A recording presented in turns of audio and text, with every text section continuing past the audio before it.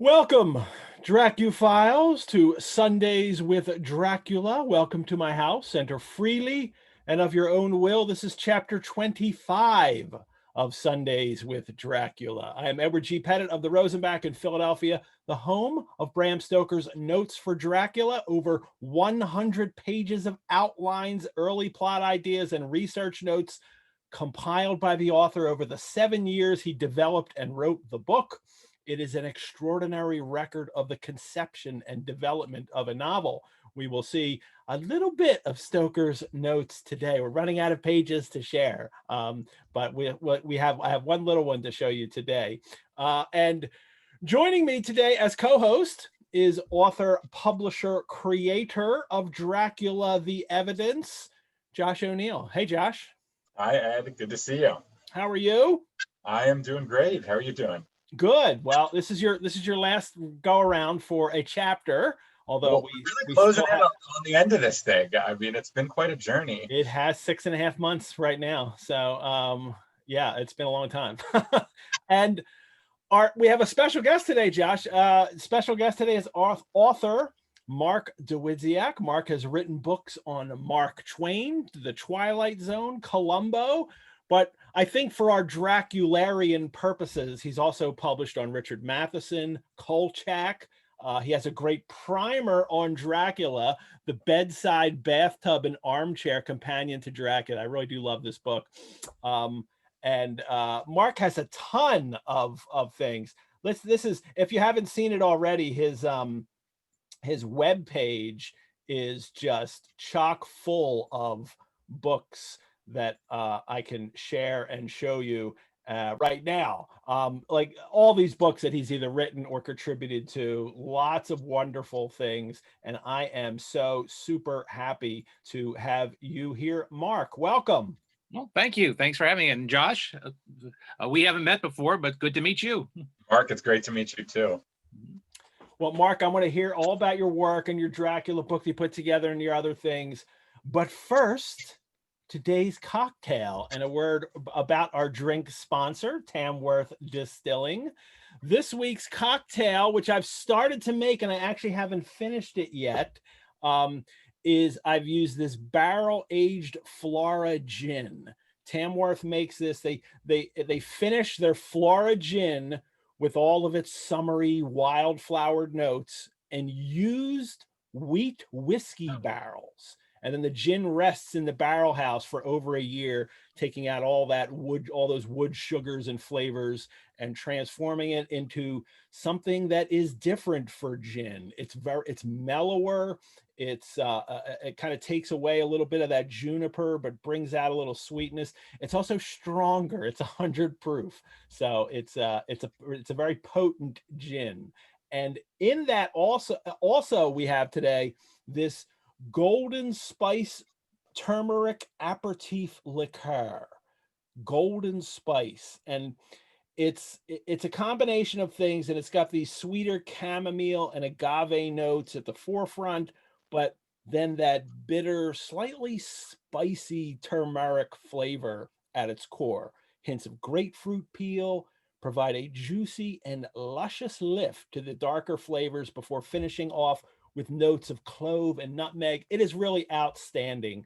And it's an outstanding replacement for vermouth in a martini. And that's kind of the way I've made this a little bit, even though it's not in a martini glass. And I did this on purpose because I wanted to have this effect. I'm calling this drink Baptism of Blood. And I top it off with a little port wine. I'm just using Fonseca port wine here. And I top it off. Notice I have a blood orange slice on the top of this glass, and that's why I like this glass, because it can give me this nice effect. And then I pour a little port on top of that, and it'll just slowly leak in. And this is my Baptism of Blood drink that I'm really loving. Rereading the chapter, and look at that effect. That's why I use this glass. Incredible. That's gorgeous. I could just stare. It's like a lava lamp. I could just stare at it all day. You are a cocktail artist, Ed. Oh, it's really good. You know, if you like martinis a lot, especially gin martinis, this is a great twist on it. I am absolutely loving this stuff from Tamworth. You can buy barrel-aged Florida gin and Golden Spice online or at Art and the Age in Philadelphia. I want to thank Tamworth and Art and the Age for assisting me with today's cocktail. Mark, let's start off. Mark, do you know about Josh's Dracula the Evidence project? Because I wanted to ask Josh if he has any updates. You know, yes, I do, and I'll be as eager as anybody to hear the updates. Awesome. Josh, what's going on? Well, I told you guys last week that we were about, or my last appearance, which I guess was 2 weeks ago, that we were about to launch a new Kickstarter for the hardcover edition, where we sort of build an art book out of the artifacts, that we sort of photograph them and we present them as these archival finds. And so we launched that last week, and it's gone incredibly well. We're almost 3 times funded. I think we've raised $293,000, which is just mind-blowing. So we're so excited that, you know, in the process of putting this thing together, you have a million impossible decisions to make about budgeting. Where are you going to spend your money? Which documents are you actually going to produce? And there are just so many choices that everything that you decide you have to upgrade means you have to kill something else. And so the fact that we're going to have a little extra money to spend on this thing just really means we can do it in style. Nice. But I did want to share with you, Kyle Cassidy, who's a great Philadelphia photographer, and is actually, I think, answering his Facebook post saying, "Who likes to talk about Dracula?" was how I wound up on this. So we got the dummies for our Dracula set.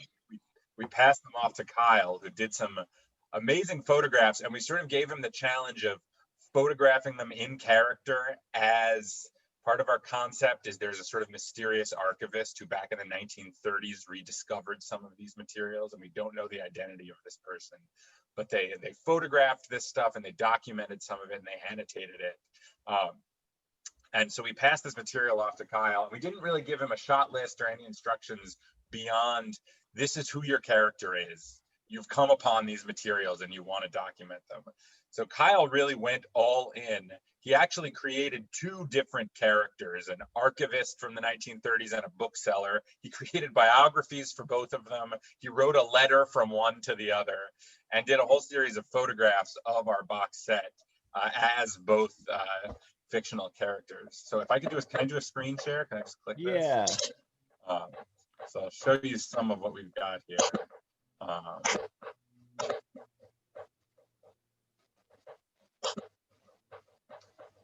Okay, so the idea is this stuff was found mysteriously in a basement somewhere. We don't know the origins of it, but there's this archivist who came across this material, and just with whatever camera he had at hand, he documented a lot of it.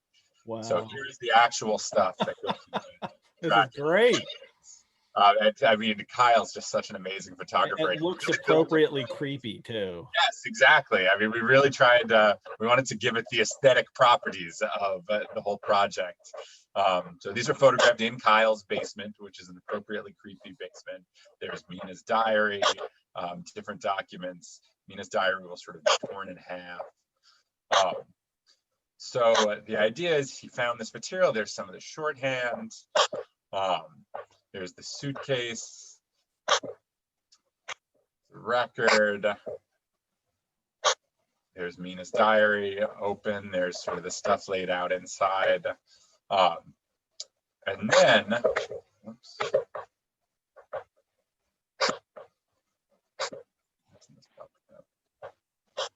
So then he brings it back to his library and invites a friend over who has a better camera set up. And we can really see more of the material. Is that your mouse? Your mouse makes this like giant sound. Oh, really? God, sorry about that. I don't know. I think it is. I'll click more gently. Or is it? Yeah. There's some materials in here. It's just amazing, all the design work that Paul Keppel and his team at Headcase Design have put in. So here's Mina's diary. it is unbelievable also what our printers and production people have done. You can Wow. hold this thing in your hands and you can't tell that it's not 100 years old. Wow. I mean, the level of detailed embossing, and Paul had this brilliant idea to, it's gold foiled, but then he printed a layer of black ink in a sort of crackle pattern over the foil. So you can see, I mean, it really feels like old burnished foil as though it has been aged for years. You can sort of see it there. There's Jonathan's journal. Great. Well, this is fabulous. This is getting more exciting all the time. It's just so cool. Here's Nina's typescript. And so one challenge that we had, which I'm sure you'll understand, is they repeatedly say in the novel that Nina retypes everything and puts it all carefully in chronological order. That point is made several times. That the documents are very carefully arranged chronologically. Of course, the novel is not arranged chronologically. So that was challenging for us because we wanted readers to be able to follow along with the story of the novel somehow. And we thought the typescript would be the best way to do that. So what we wound up doing is, I'm not sure if there's an image where you can kind of see the cover. Is my clicking softer? No. Sorry.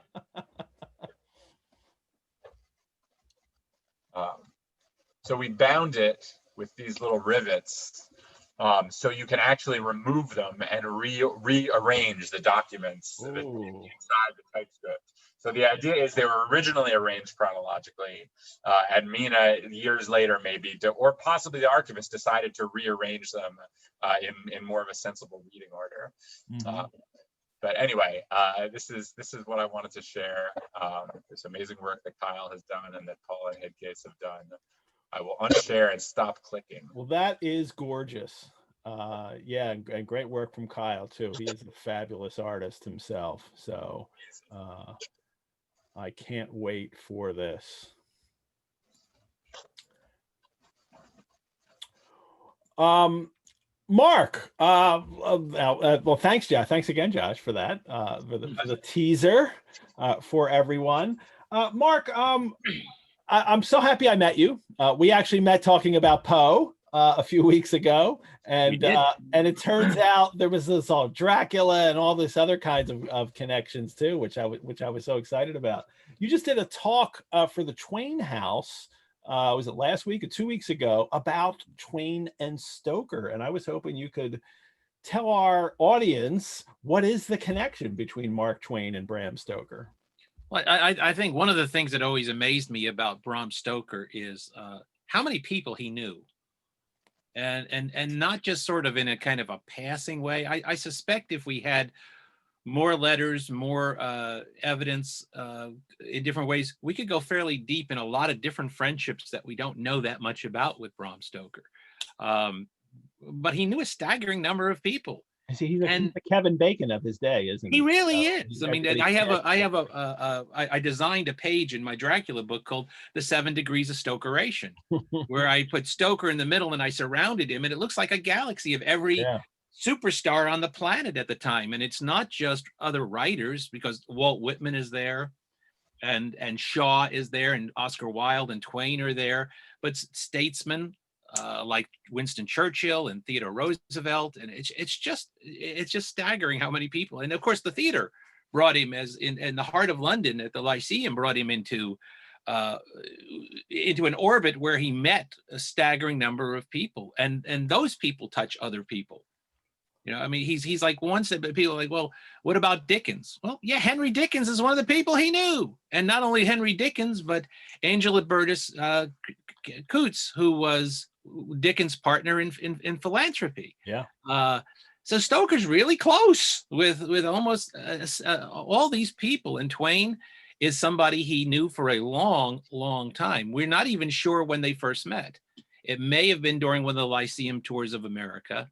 It may have been on one of Twain's trips to England, but they did meet, and probably in the 1870s, and they remained friends all the way until Twain's death. There were letters going back and forth, and this was like a lot of friendships with Stoker,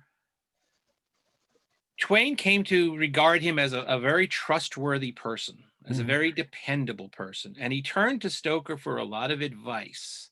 One of the things that Mark Twain always wanted to do was to write a play. Every writer has an Achilles heel, no matter how good they are at a lot of things. And Twain was good at a lot of things. He's a good travel writer. He's a good humorist.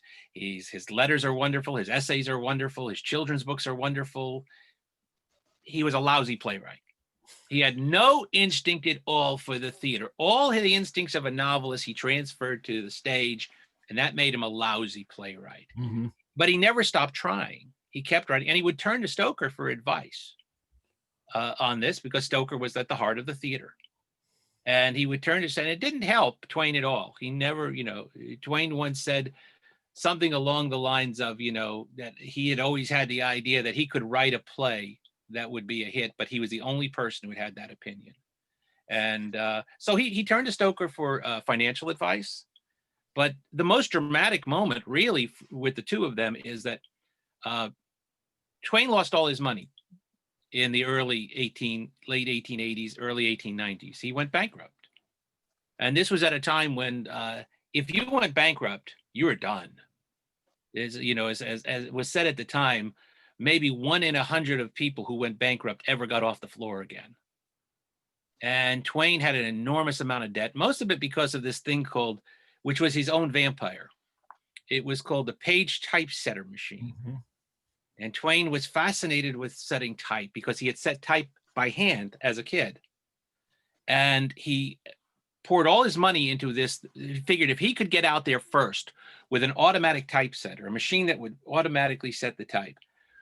Well, the model he put his money behind was a bad model. It was very prone to mistakes, prone to breaking down. And he kept pouring more and more money into it until all the money, his wife's money, his money, and he had a lot of money. He was one of the superstar authors. And they had a meeting with his creditors. And they all sat down, and the creditors would have settled for cents on the dollar. And they came out of the meeting and they said, good news, the creditors will settle for cents on the dollar. And Twain said, that may please them, but it does not please me. I will not rest until every dollar of this is paid back dollar for dollar. So he launched an audacious idea, a round the world lecture tour, which started in Cleveland, Ohio in 1895. And it took him a year to go around the world, and he lectured his way out of debt, and he paid back every cent of his debt. But he ends in London. He ends the tour in London. And it's like something out of a Victorian novel. If you put this in a Victorian novel, people would probably say, oh, come on. At this point of this greatest triumph, he's standing in the lobby of a hotel in London, and a telegram is put into his hand, which says that his oldest daughter, Susie, has died of meningitis back in Hartford, Connecticut. And the family is devastated. The family goes into seclusion in London. They're very close geographically to where the Stokers are. And Twain has a lot of really good friends in London. Almost all of them didn't even know he was there during this time. The family went into such deep seclusion. About the only person they saw on a regular basis was Bram Stoker. They let Stoker into their lives, and what he must have seen in that house, he coaxed them out for dinner at one point. He got theater tickets for the daughters, and he gave Twain publishing advice. Twain's working on the book that's going to be following the equator. What year is this? 1896. What's Stoker doing? He's bringing home Dracula. So Twain and Stoker are working on books at the exact same time. And Twain is turning to Stoker for advice on London publishers. He's letting Stoker be his middleman in publishing deals. And Stoker never betrays the trust. He never sets down what he saw in that house. And what he saw must have been awfully raw as far as the pain goes. But this is one of those ways that Stoker comes through as a real mensch. He comes through as one of, he never betrays this. And he and Twain remained really, really close friends. They had a lot of mutual obsessions. Mm-hmm. And Stoker, when this was planned, we're not quite sure, but Stoker acknowledges the debt to Twain by putting him into the book. Oh, in a chapter you've already covered, which is the point where Van Helsing brings all of the vampire hunters together and lays out the powers of the vampire and the weaknesses. And, they basically say, you're asking us to believe the unbelievable. And Van Helsing says, I know an American gentleman who says that faith is believing what you know isn't true. And that's Twain. Mm-hmm. And that's right out of what book? Following the Equator. It's the book that Twain's working on as Stoker is bringing home Dracula. So it's acknowledged as a cameo appearance by Mark Twain in the book. And obviously from conversations they must have had, more so than a published book that Stoker had read, right? Well, Stoker had access to the manuscript. Stoker was given the full manuscript, and as Twain was working on it, so he could take it to British publishers, particularly Chatto and Windus, which ended up being the British publishers of Following the Equator. So not only was the book not published, but Stoker had it before anybody else. Wow. So I love that connection. Oh, it's a beautiful, and they reconnect later when Twain comes back to get his Oxford degree. They have this lovely lunch of meat pies and beer, and they trade ghost stories for over lunch. And an American journalist, Ned Field, was present there, and he took it all down. Yeah, and in some Twain and Dracula biography, this got all twisted around that they were talking about Dracula, that Stoker was working on Dracula, but this is years after Dracula was published. So it clearly wasn't. But Twain said something like, I heard a good ghost story lately. And Stoker said, let's have it. I'm working on a ghost story right now. Now what story that was, because that would have been like 1905. We're not sure, but They were absolutely, and Stoker gave Twain a presentation copy of Dracula. Does that still exist? Is that in Twain's house? Not that I know of. There is I would have to, because there's a fellow by the name of Alan Gribben, who is a great Twain scholar who knows more about Twain's library than anybody. Mm-hmm. Probably knows more about it than Twain knew about it, quite frankly. And I would ask Alan to know if that copy actually exists. I think, one scholar did, it must exist because one scholar looked at it and guessed that Twain read at least as far as the Van Helsing mention of faith is no, and recognized himself. Yeah, there I am. Okay, I'm done with this now.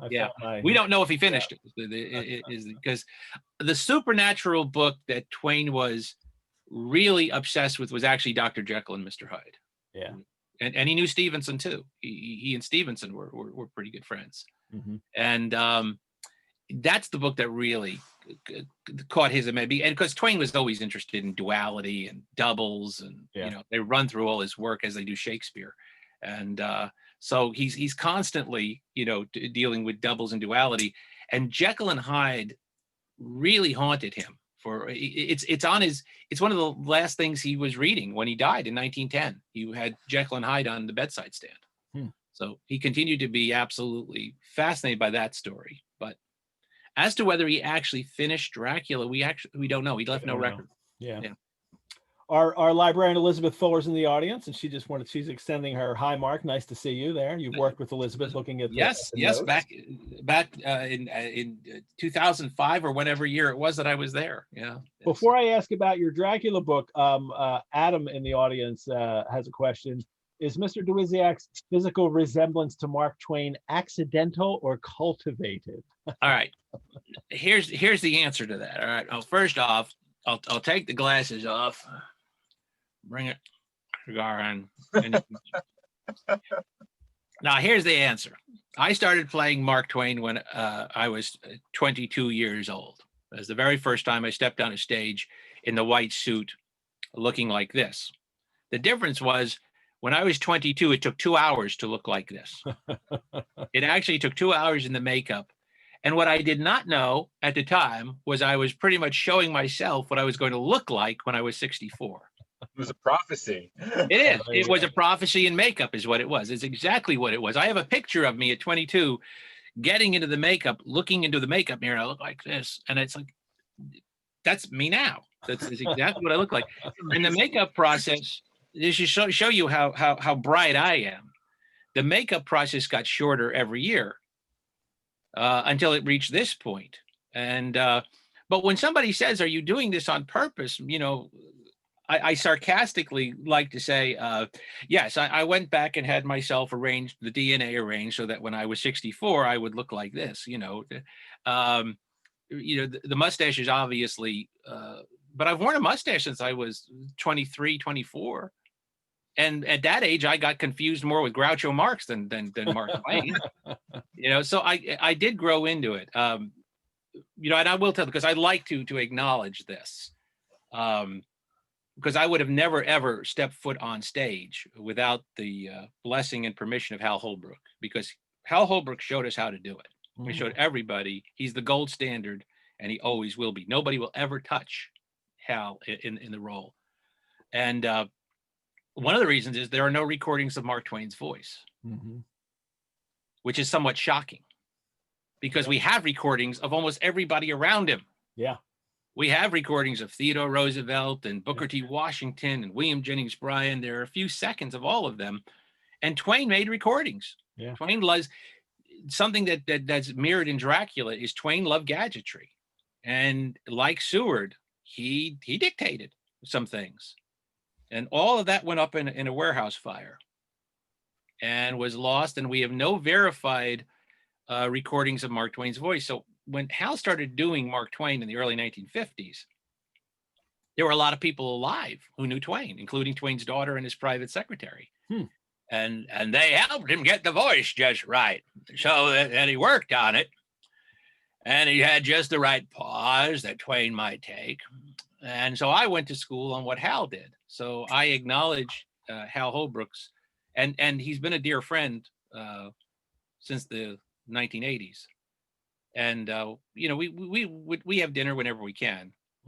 And probably about 10 years ago, when this started to take over, we were having dinner at a steakhouse in Cleveland. And I said to him just what I said, you're the gold standard. Nobody's ever going to touch you as Mark Twain. But there aren't now two ways I can beat you. And Hal sort of lifted one eyebrow. Yeah, what's that? I said, well, number one, I now can get on stage faster than you can. It still takes you 2 hours to look like Mark Twain, but I can look me, put on the white suit and pick up the cigar and go. And he said, well, what's the other one? And I said, well, I'll do something which you won't do. Because Hal has to make sure that every word he says as Mark Twain is planned. He does nothing not by design. And I said, I'll do Q&A as Mark Twain. I've actually done shows where I have no idea what I'm going to say, and I'll stick as much to Mark Twain's words. The only caveat to this presentation when I do it is you can't ask me about Donald Trump. You can't ask me about what's going on in the world today. I won't speak for what Mark Twain would have said. We don't know what he would have said. We know what he did say. So if you ask me about the president, I'll tell you about Theodore Roosevelt. And I said, as long as that guideline is this, and then I'll do an hour of just conversation with an audience. And I know enough about Twain and his biography that I can do that. It's almost like Twain jazz. And it's a lot of fun. And you're really on the tightrope the whole time. And, have you ever really got stuck and thought, what the hell would Twain say about this? No, because Twain gives you things. Twain, right. If somebody says something like that, I momentarily have to think about it. There's an old, saying among comedians that the best ad libs are planned.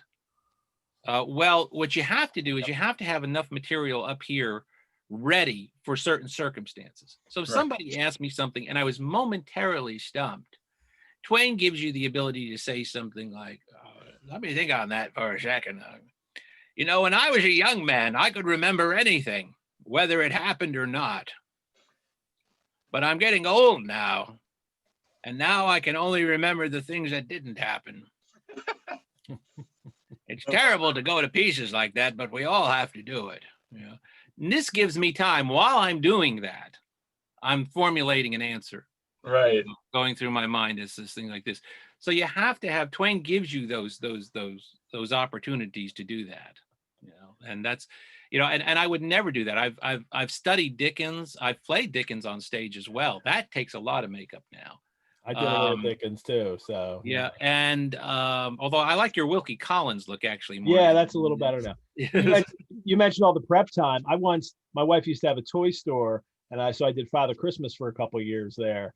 And the first time I did it, I had to color this beard white. There was still too much color in it, and I had to whiten this. And now I wouldn't have to do that at all. Just throw on the Father Christmas robe. I'm good to go.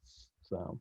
You know, I've gotten to play Mark Twain in almost every place that I've wanted to. I played it at the Hartford House in Connecticut, in the house, at Quarry Farm, where he spent his summers, at the Thurber House in Columbus, and the Barter Theater in Virginia. So, you know, it's taken me into to most of the places that I've wanted to go.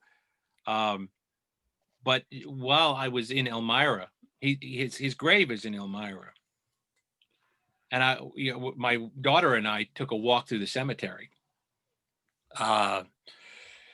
And Hal Roach is buried there too. Yeah, he was from Elmira. But it's a gorgeous cemetery, and it's a good walking cemetery. So we took a walk there like 3 weeks ago, and we were going up the hill towards where his monument is. And I said to Becky, you know, one of these days I'm going to come up here in the white suit and lurk behind that monument. And come out and give somebody a heart attack, you know. Great. You should do that, definitely. All right. At the risk of this turning into the Mark Twain show, because you could clearly do these stories all day long, and I would love to hear them. We are gonna move into the chapter in a minute, because that's what we do here on Sundays with Dracula. We illuminate, unravel, disentangle Bram Stoker's novel about bloodsuckers in the 1890s, one chapter at a time for 27 weeks. And Bram Stoker's notes for Dracula are just one of the many gems of the Rosenbach's collections. You can go online. You can see some of our collections guides, our gallery gateways of past exhibitions. There's a brand new exhibition, digital exhibition that we've just posted called I Am an American, about the life and work of Alice Dunbar Nelson. It is absolutely fantastic. I am really excited about it. There's podcasts to go along with it. There's going to be courses coming up, programming connected to that, and that has just been unveiled. On tomorrow evening's Drac Chat, my Dracuphile guest will be another first-time reader of Dracula. I like having really solid readers who are approaching it for the first time too, along with our people that we also have who are really invested in the novel and have been invested for some years. So tomorrow night it will be and also one of the very first people, she may have been actually the first person to sign up for the Dracula Club, and that's Gretchen Schotten, and she is in the audience today, I'm assuming. Say hi to everyone, Gretchen. But for now, and I have some more things to tell you about on the mid-break too, but for now, let's talk about chapter 25 of Dracula. At the end of chapter 24, it was decided by Mina that she was going to be brought back into the investigation after they shut her out again, and she was going to go on the journey with him to destroy Dracula. He's taken a ship, the Tsarina Catherine, to Varna on the Black Sea, and then the chapter ended with Jonathan saying that Mina is calling him. I love that ending. She is calling me at the end of that chapter. So this chapter opens, so we went from Jonathan's journal to now back to Seward, and this is actually 5 days later. So we get a little jump in time, that like this is a jump in time now from what has been going on. And Seward opens this. It's 11 October evening.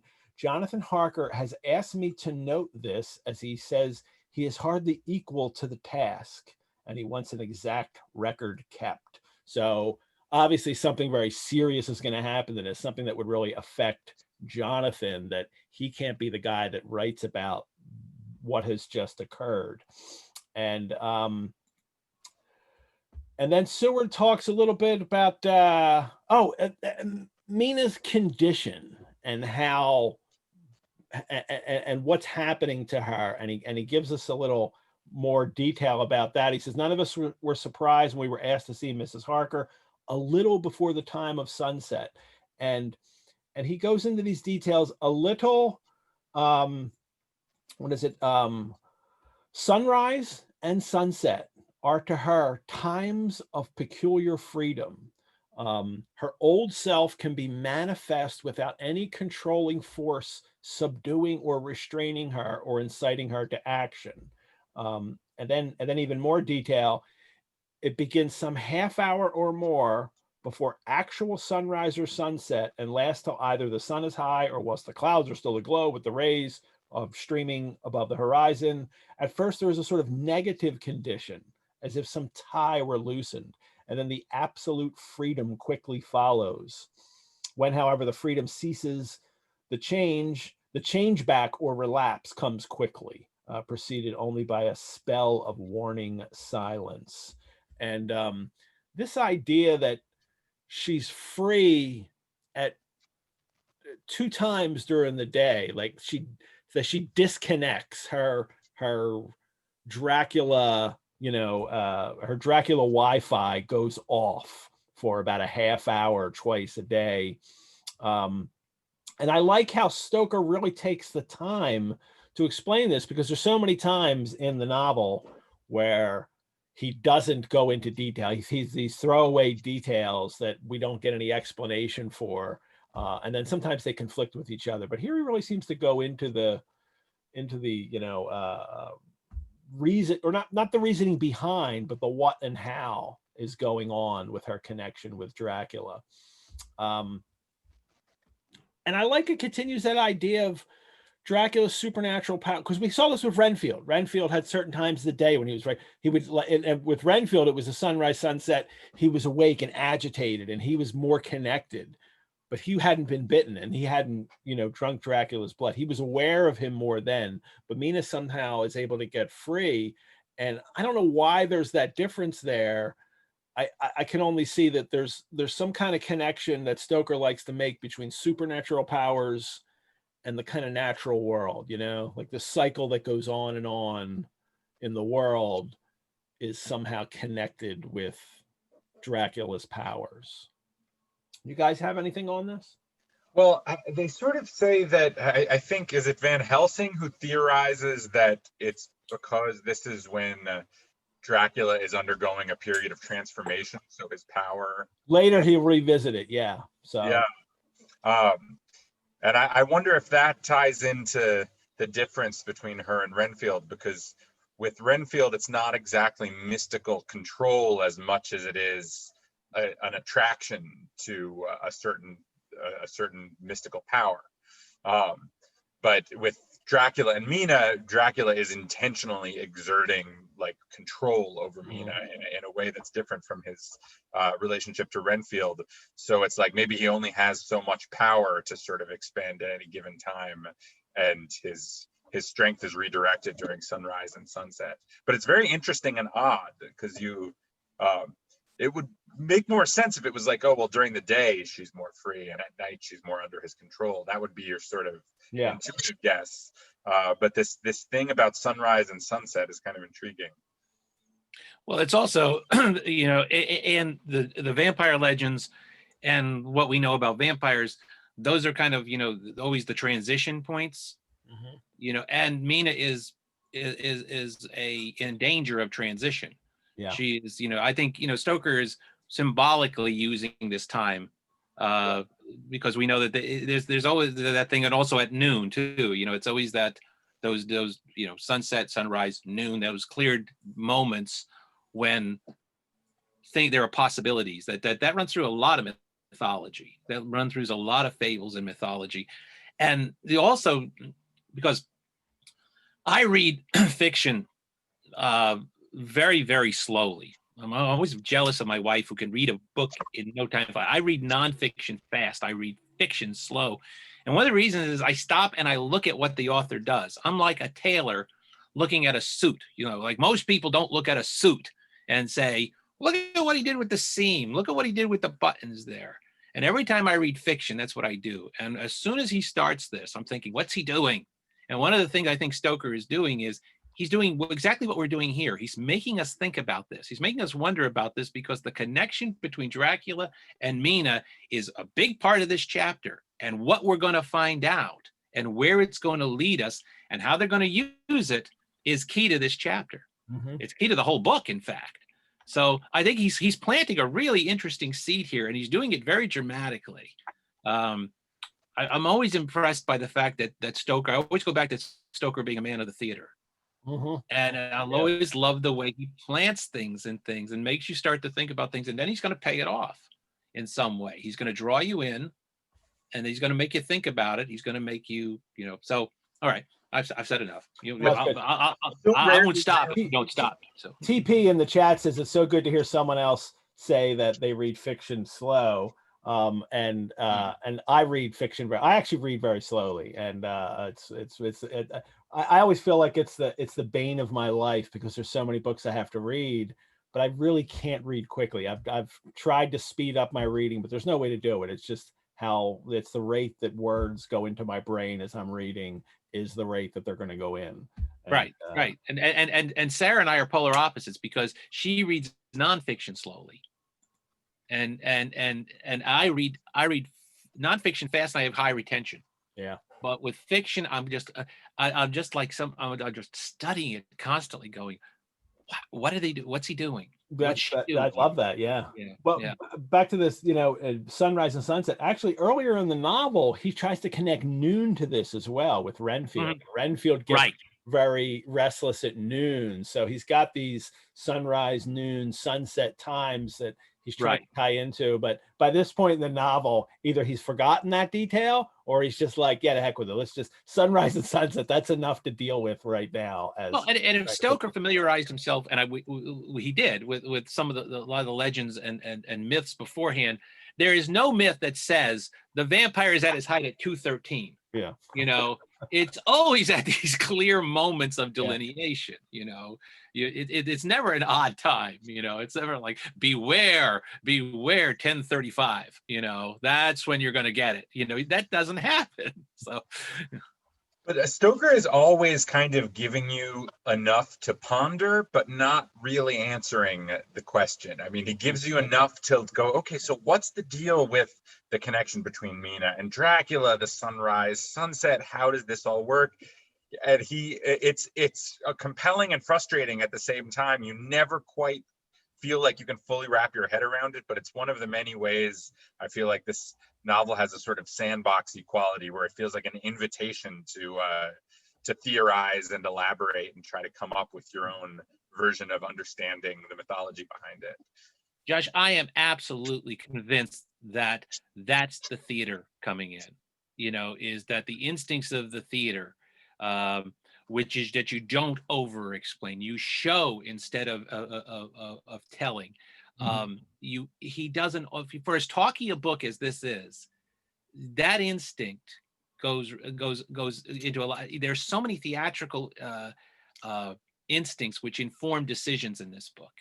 Mm-hmm. And I really do think that that's one of the things that, we're going to get to one right away, and that's going to be Mina's monologue. I don't want to jump ahead of Ed here, but the next instinct of this. As much as I do agree that it's informed by the theater, it also really ties in with the weird epistolary presentation of the novel, in that it is a book which kind of encourages you to flip back and forth and to check, wait, what happened last week when Van Helsing was talking to Seward? And so it has this sort of invitation to play with it in a way that a more sort of temporal form of storytelling like theater, where you sort of sit there and receive the story as it's given to you, is not quite as interactive. So I think it's both. He's taking that sort of sense of show don't tell from the theater, but also presenting you with this weirdly documented thing where the characters are constantly reading the book and constantly referring back to the other documents in the book, in a way that really invites the reader in a way that's uniquely literary at the same time, I think.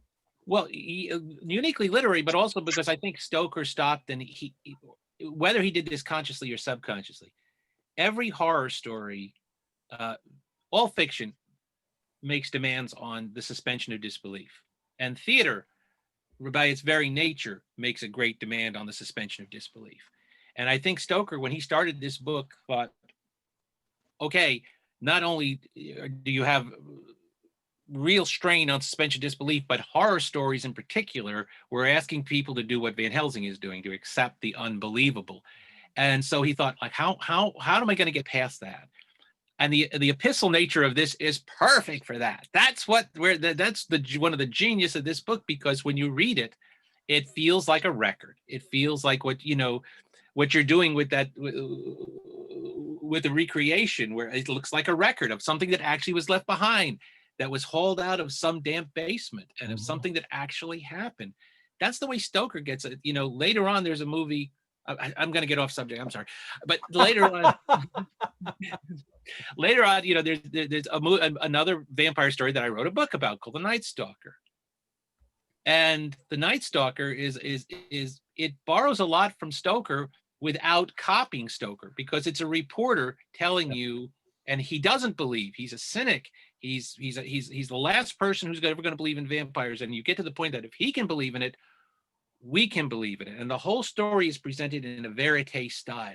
Yeah, the book especially. The book is yes, even more so of his audio recordings, right? That's exactly right. Yeah. And the movie picks up on that kind of verite style.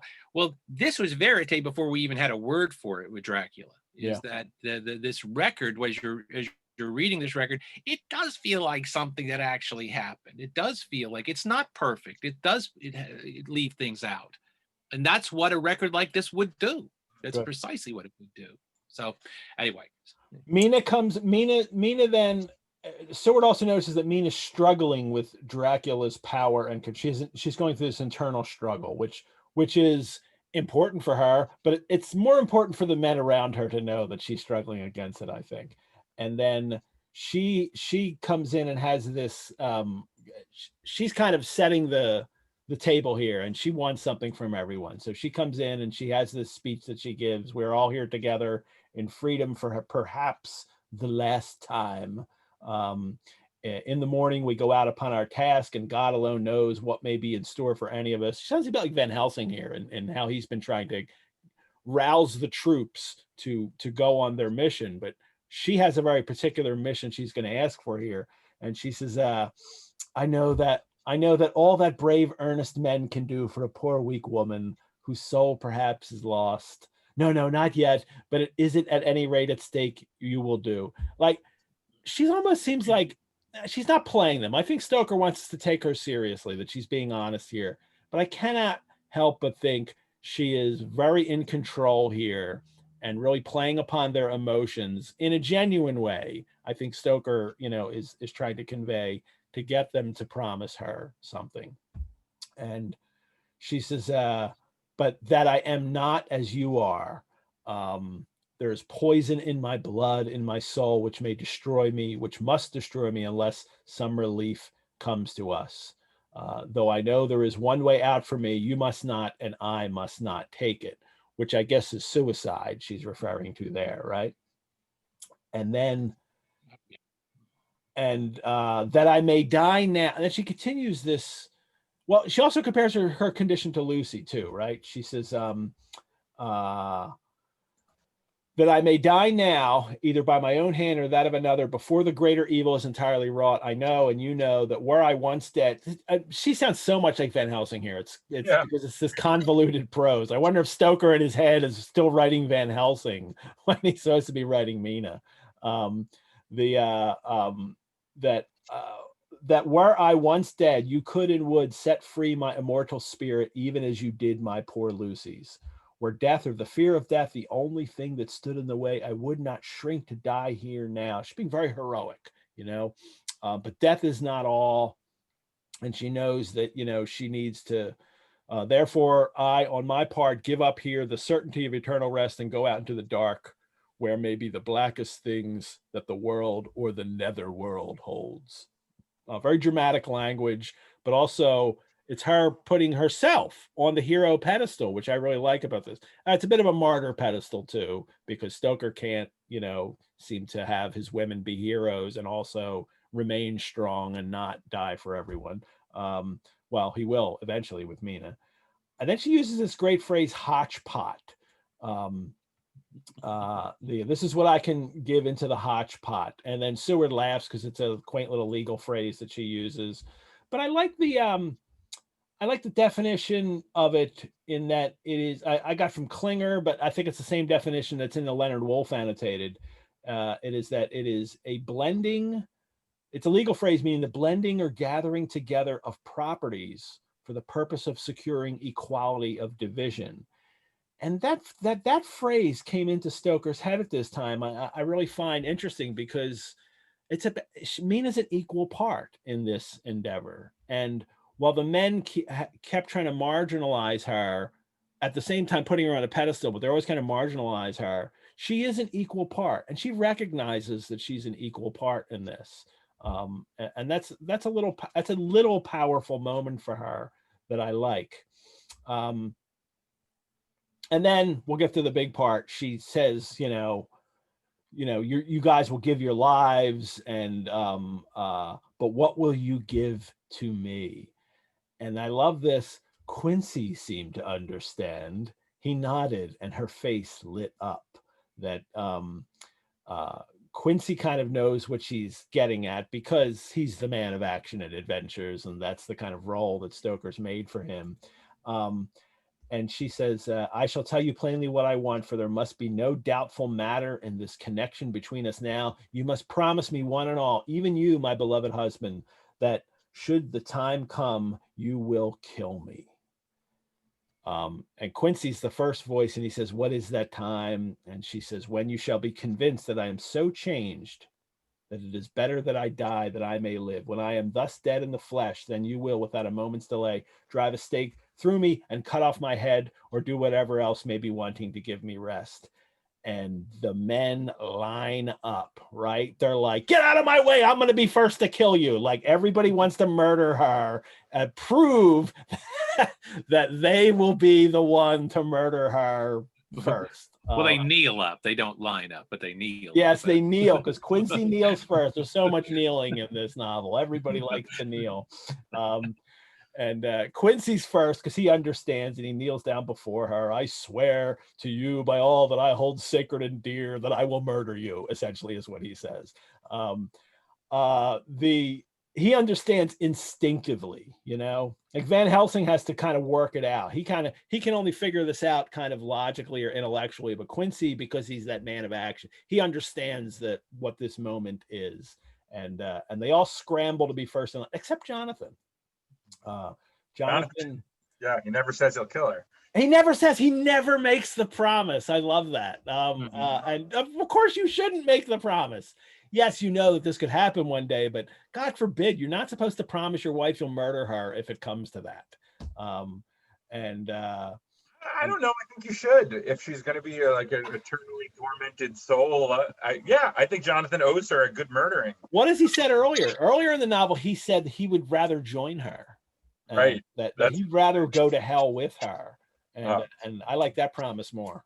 I'm interested also in Quincy's promise, where he says, I promise you too that I shall make all certain, for if I am only doubtful, I shall take it that the time has come. So I think he's saying, if I'm not sure, I'll err on the side of killing you, which is interesting. Quincy, I feel like, is the only one of the men in this book who has any sort of steely nerve whatsoever.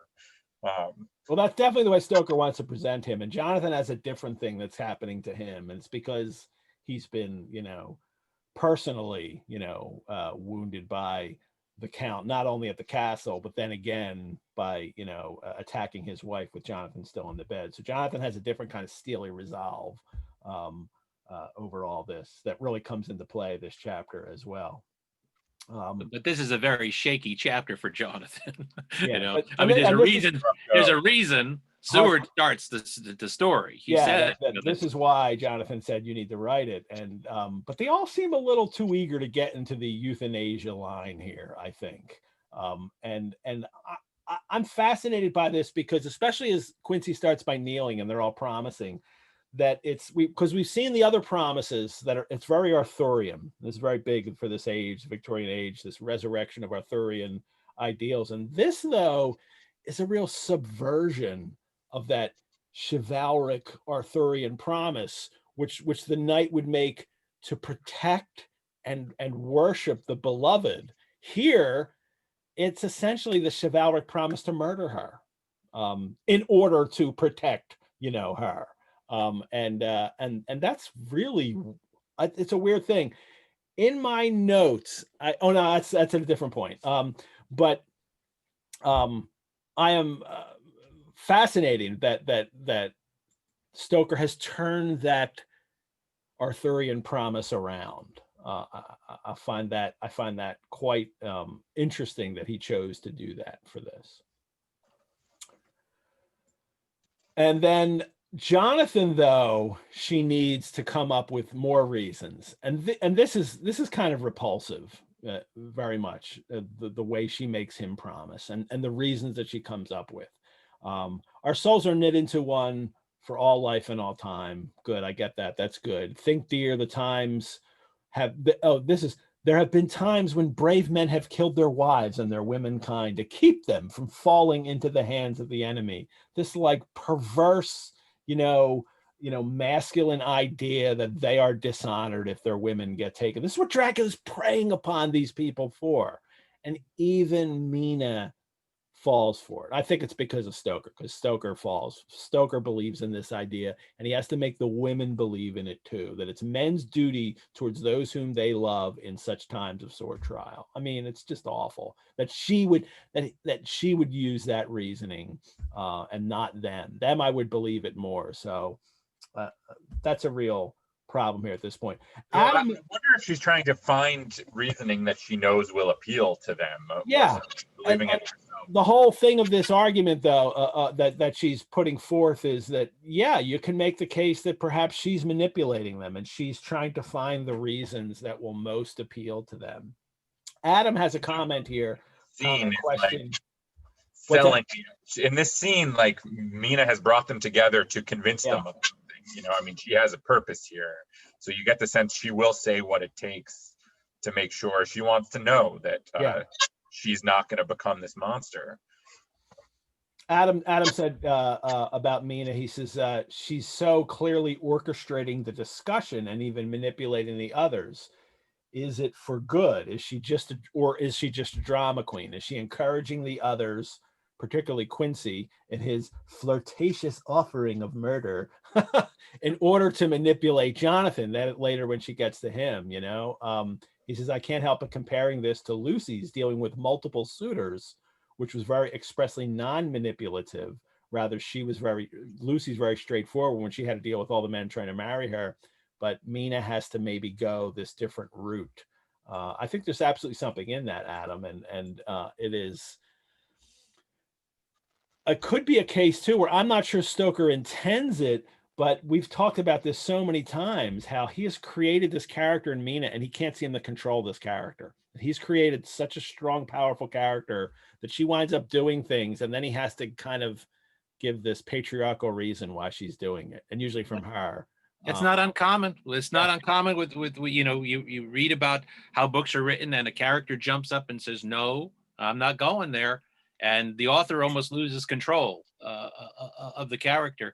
And I think the word that kind of drives home that she is somewhat manipulating them in this, or at least knows what she's doing, is the word that we kind of fixate on, is where she calls herself a weak woman. Well, I don't believe she thinks of herself as a weak woman, and Van Helsing doesn't think of her as a weak woman, and we don't. As we're reading the book, she's clearly using that word in a sort of a dramatic, manipulative sense when she says that. So I agree. I think she is. This is it's one of the great things about this book is that this book is such a cross section. We were talking before about the transitions and the time of days.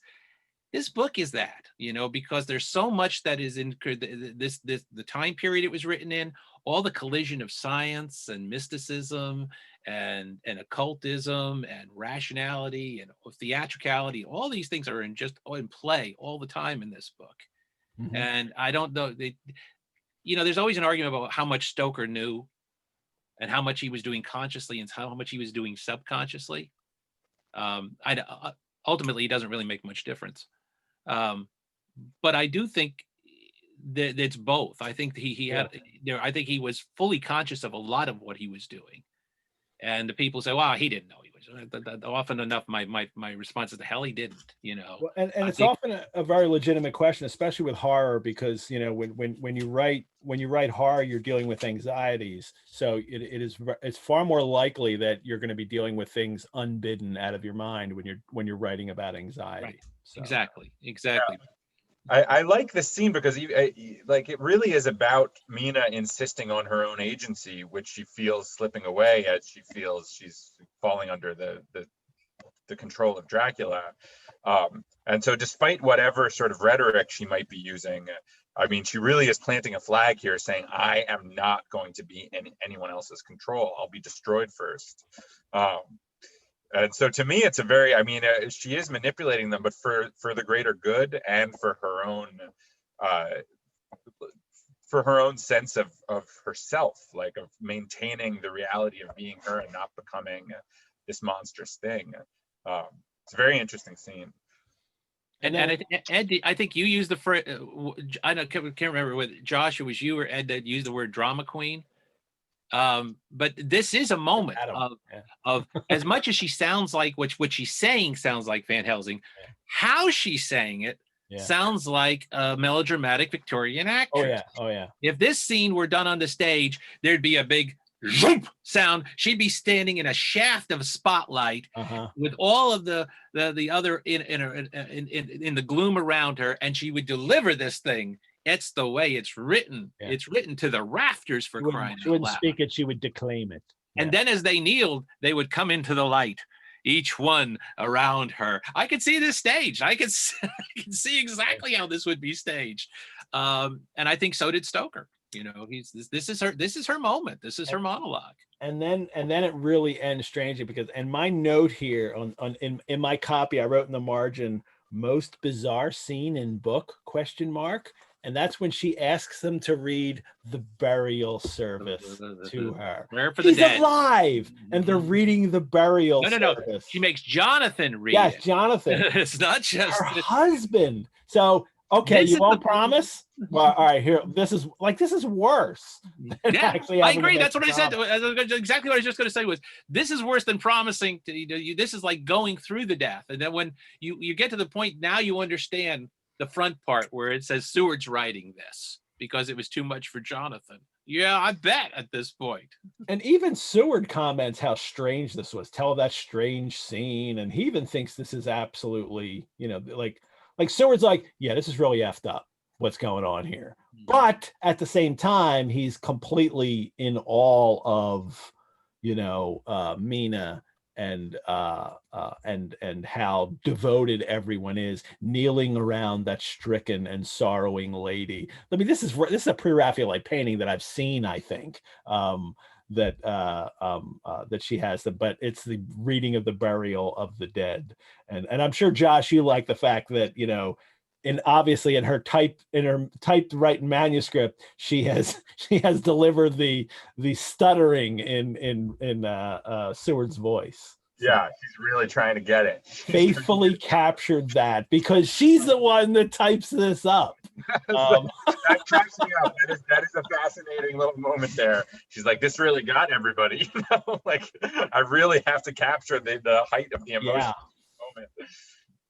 So for all that, Seward's comment is basically, it comforted us much. Dude, you find comfort in strange things. This is really extreme. So, all righty, I'm going to take a little mid-break right now to tell people about a few things. And I want to especially remind everybody about the Dracula Club. If you are not already a member of the Rosenbach, we are resurrecting this offer for only this Halloween month. You have until Halloween, until Saturday, to join the Dracula Club. Just one more week, and you get a really cool Rosenbach membership card that says the Dracula Club on it. And I want to thank everyone for sharing their pictures of their membership cards, dramatically posed with all kinds of other things around them on Facebook this week. If you've gotten a Dracula Club card and you haven't done that yet, please do that. Take a picture of it and send it to us, or post it on Facebook. I would love that.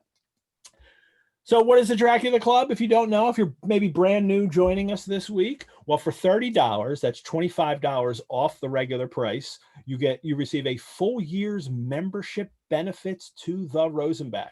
Members of the Dracula Club, just like Rosenbach members, get free and exclusive access to our Monday Drac Chat program.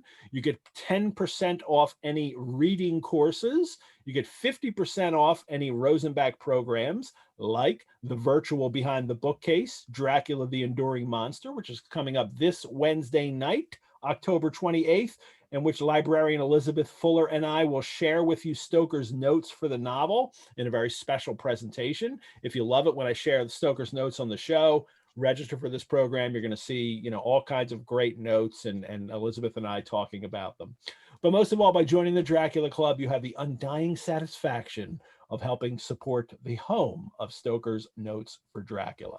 So if you're not already a member, please join and help support the show and the Rosenbach. And if you are already, and so many of these people in this audience are already Dracula Club members, tell a friend, share it on social media, tell them how cool the Dracula Club is, send a link, and help us out. I would really appreciate that.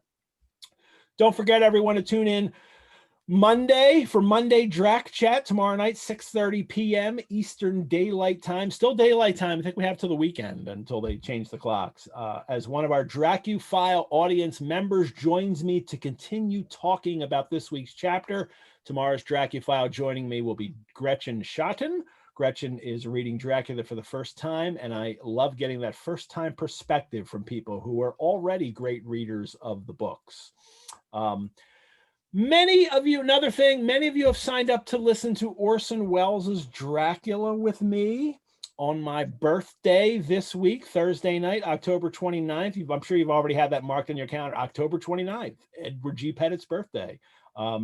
Info on our Facebook page, I pinned it to the top. If you'd still like to do that, we're going to listen to Orson Welles' 1938 production of Dracula and then talk about it. That's what I wanted to do on my birthday, so damn it, that's what I'm doing. And basically, to do that, you just got to send me an email and I'll send you the Zoom link. But you can find the info about it on the Sundays with Dracula Facebook page.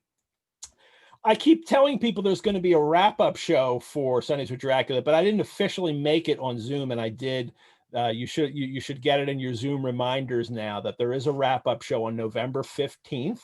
We will finish the book with chapter 27 on November 8th, which is Bram Stoker's birthday, when I will be joined by renowned scholar, vampire Dracula scholar, Sir Christopher Frayling. I just had an email from him this morning, so I was like, whew, good. All right, you're still with me. Then on November 15th, a week later, we'll have a wrap-up show with all 5 of the co-hosts. You're going to be here, right, Josh? I will be here for sure. I wouldn't miss it. All 5 of the co-hosts will be on with me, and we'll talk about this great biblio venture that we've been on for 6.5 months. It will be by the time we end it. And as Sundays with Dracula nears its end, there's a lot of people commenting, what am I going to do when this is all over? Well, next week, you'll find out. Next week, I will announce what comes next. What next great biblio venture will we take? And I'll tell you next week. That's a total teaser to get you to tune in. We're going back to chapter 1. We're going to start from the beginning. I told my wife this morning I was going to first I was just going to tell everybody, like, for a week, that we were going to work our way chapter by chapter through Twilight. And she laughed, and I'm like, but I'm happy that people read Twilight books. I don't want to disparage anybody's vampire reading. I've actually read the first Twilight book. My kids have read all of them.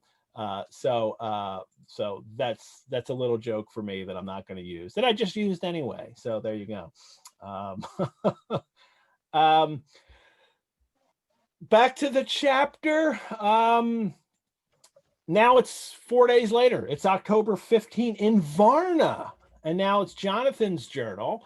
And he very briefly says, we left Charing Cross in the morning of the 12th, got to Paris the same night, took the places secured for us on the Orient Express. So then it only took them 3 days to get there from Paris.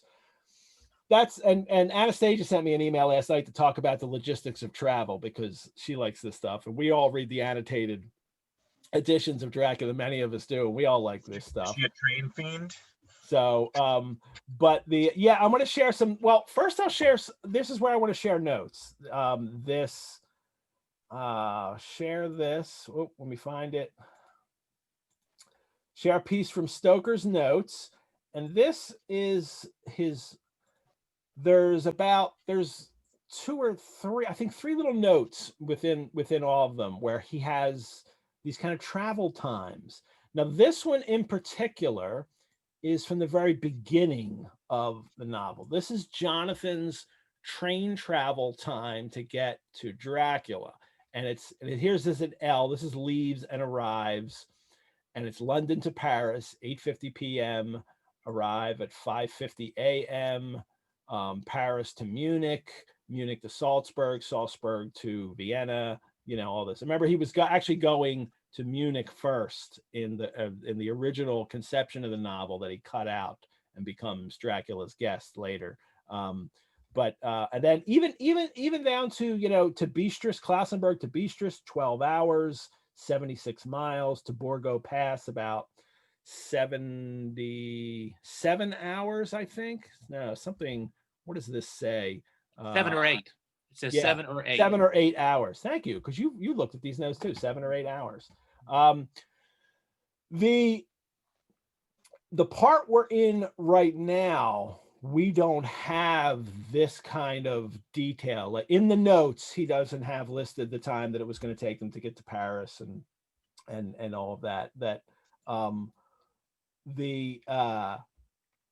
But the care that he takes early on in researching his novel to make sure this all works out in a very realistic way. We've seen so many instances in this novel where Stoker is keeping us grounded in the real world. Little details, the amount of money you pay someone for something, where are the servants and what are they doing right now? I mean, all these little details that he wants to make sure we keep in mind to keep it grounded for his audience. We go so far to do that in looking up train schedule times for this. Now, for this particular journey that he takes, I think Les Klinger and Leonard Wolf and theirs, they were the only 2 annotated I checked on this. They both say that you couldn't make this journey from Paris to Varna in 3 days. The trip to Dover would have been from Charing Cross, and then they would have taken a ferry across the Channel, and then get the Orient, and then a train to Paris, and then you take the Orient Express from Paris, and that would take you to Giurgiu in Romania, and then you have to take a ferry across the Danube, and then a second train to Varna. So it's like from Paris, it's about 5 days, and you have to add another day into there to get to Paris. So the whole journey is probably 6 days. He's only got him doing it in 4. It's not that big a difference. It's not that big a deal. But I think that he hasn't made sure that he has been super precise with the times for this journey that they're taking now. This is something I've mentioned before, that I think reading these last few chapters of the book, as evidenced by the fact that within the calendar that he was keeping of events happening, he kind of stops keeping that for this time. I think he's writing the book, and he's not taking the time to now also work out train schedules and put these kind of details in there, because I think he's in this kind of white hot final writing stage of his novel.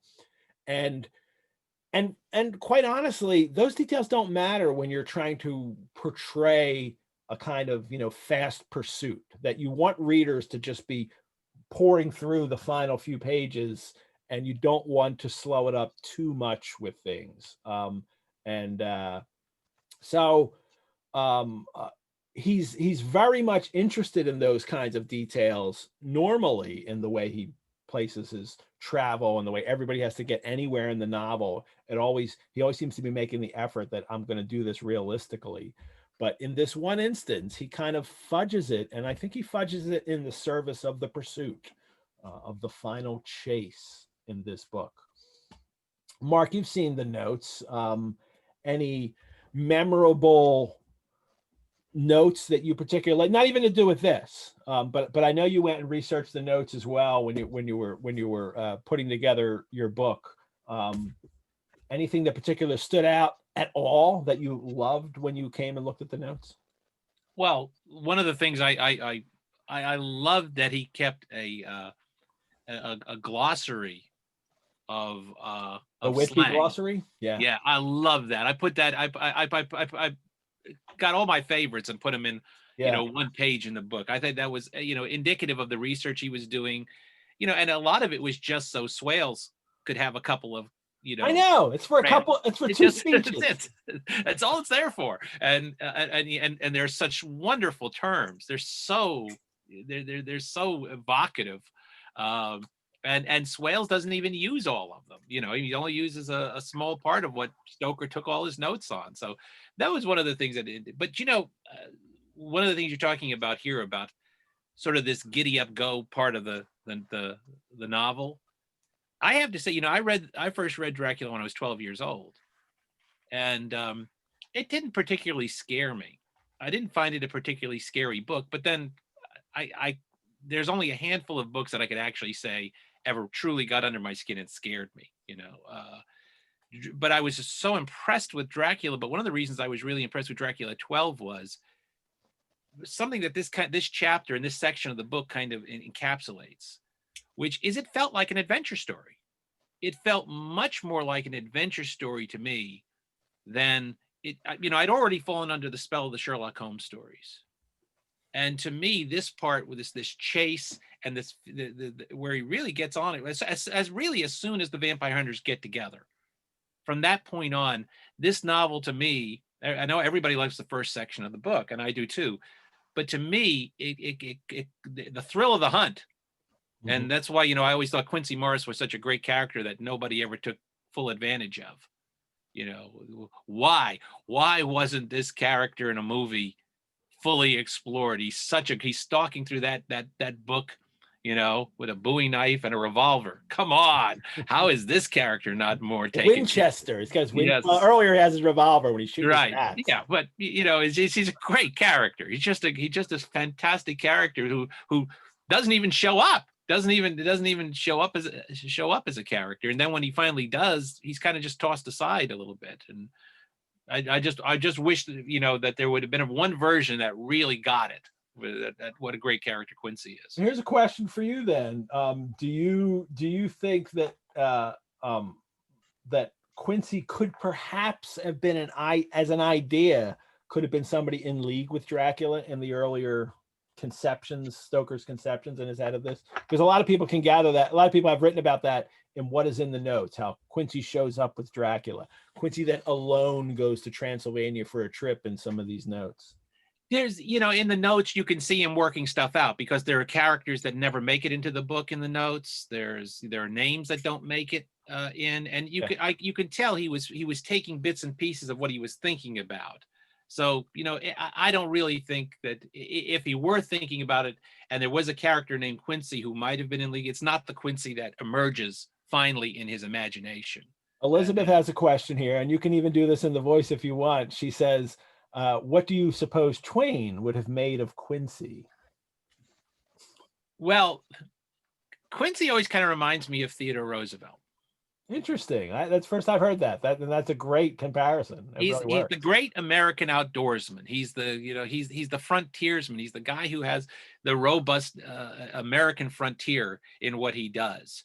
So he always kind of reminds me of TR in a lot of ways. And Twain hated TR as a politician. He loved him they hated each other, but I think they hated each other. If one took one stand, the other would take the other. And I think it's basically because they were Twain once said about TR. He called him the Tom Sawyer of politics. He's always showing off. He would go to Halifax for half a chance to show off, and he'd go to hell for a whole one. Now, that description also fits Mark Twain. You have the two most conspicuous Americans on the planet, and you can only have one conspicuous American at a time. Yeah. So they were in competition for the spotlight. Yeah. You know, especially in that last 10 years of Mark Twain's life. So I think he might have reacted a little bit. He would have been in full league with Quincy. You know, Quincy would not have been Mark Twain's type of American. You know, but one of the things I love about Quincy, I think Quincy is the only likable male character in this book. And one of the things I like about him is, while he's kind of an action hero type, he's sort of not demonstrative at all. He's sort of laid back and kind of just is there to be like strong and tough whenever you need him to be. But all the other men in the book are constantly in some weird performance of something or other. Van Helsing and Jonathan and Seward are always sort of displaying themselves in some way. And Quincy's kind of laid back. He like doesn't show off. But it is funny, like he's always the one who gets eluded in all these adaptations, and I think he's one of the most likable characters. Oh, I agree. I absolutely agree. And you know, and I think the part of Stoker who Stoker also knew TR, and TR admired Stoker. Yeah. You know, I think that there's kind of an idea of Americanism in Quincy that I think Stoker's trying to present. And you know, isn't there a line in the book about, you know, I'm not sure who said, maybe Van Helsing or somebody says that if this is an example of American manhood, we can expect great things from America. Is that in the book, or am I thinking that? Yeah, it is. Yeah, it's early on in the book. Yeah, very early. Yeah. You know, so I mean, I think this is Stoker expressing his admiration for that type. You know, and it comes across very naturally. It comes across in a so I love Quincy. I ironically, like I said, I don't think it would have been Twain type character. I think Twain would have loved Van Helsing. I think Twain and Van Helsing would have gotten along really great. Yeah. I think there's a reason that Van Helsing is the one who quotes Twain. Yeah, it's if America, it's Seward says, if America can go on breeding men like that, she will be the power in the world indeed. That's it. You know, and you got to feel that Stoker talking, you know, through the character. So, but you know, but I've never kind of thought about it that way. But Twain knew his share of hardy outdoorsmen too. He, you know, one of his best friends was Captain Ned Wakeman, and he created a lot of characters based on Ned Wakeman, Captain Stormfield, and that's a very Quincy type character. The only difference is Ned Wakeman is famously profane, and Quincy isn't.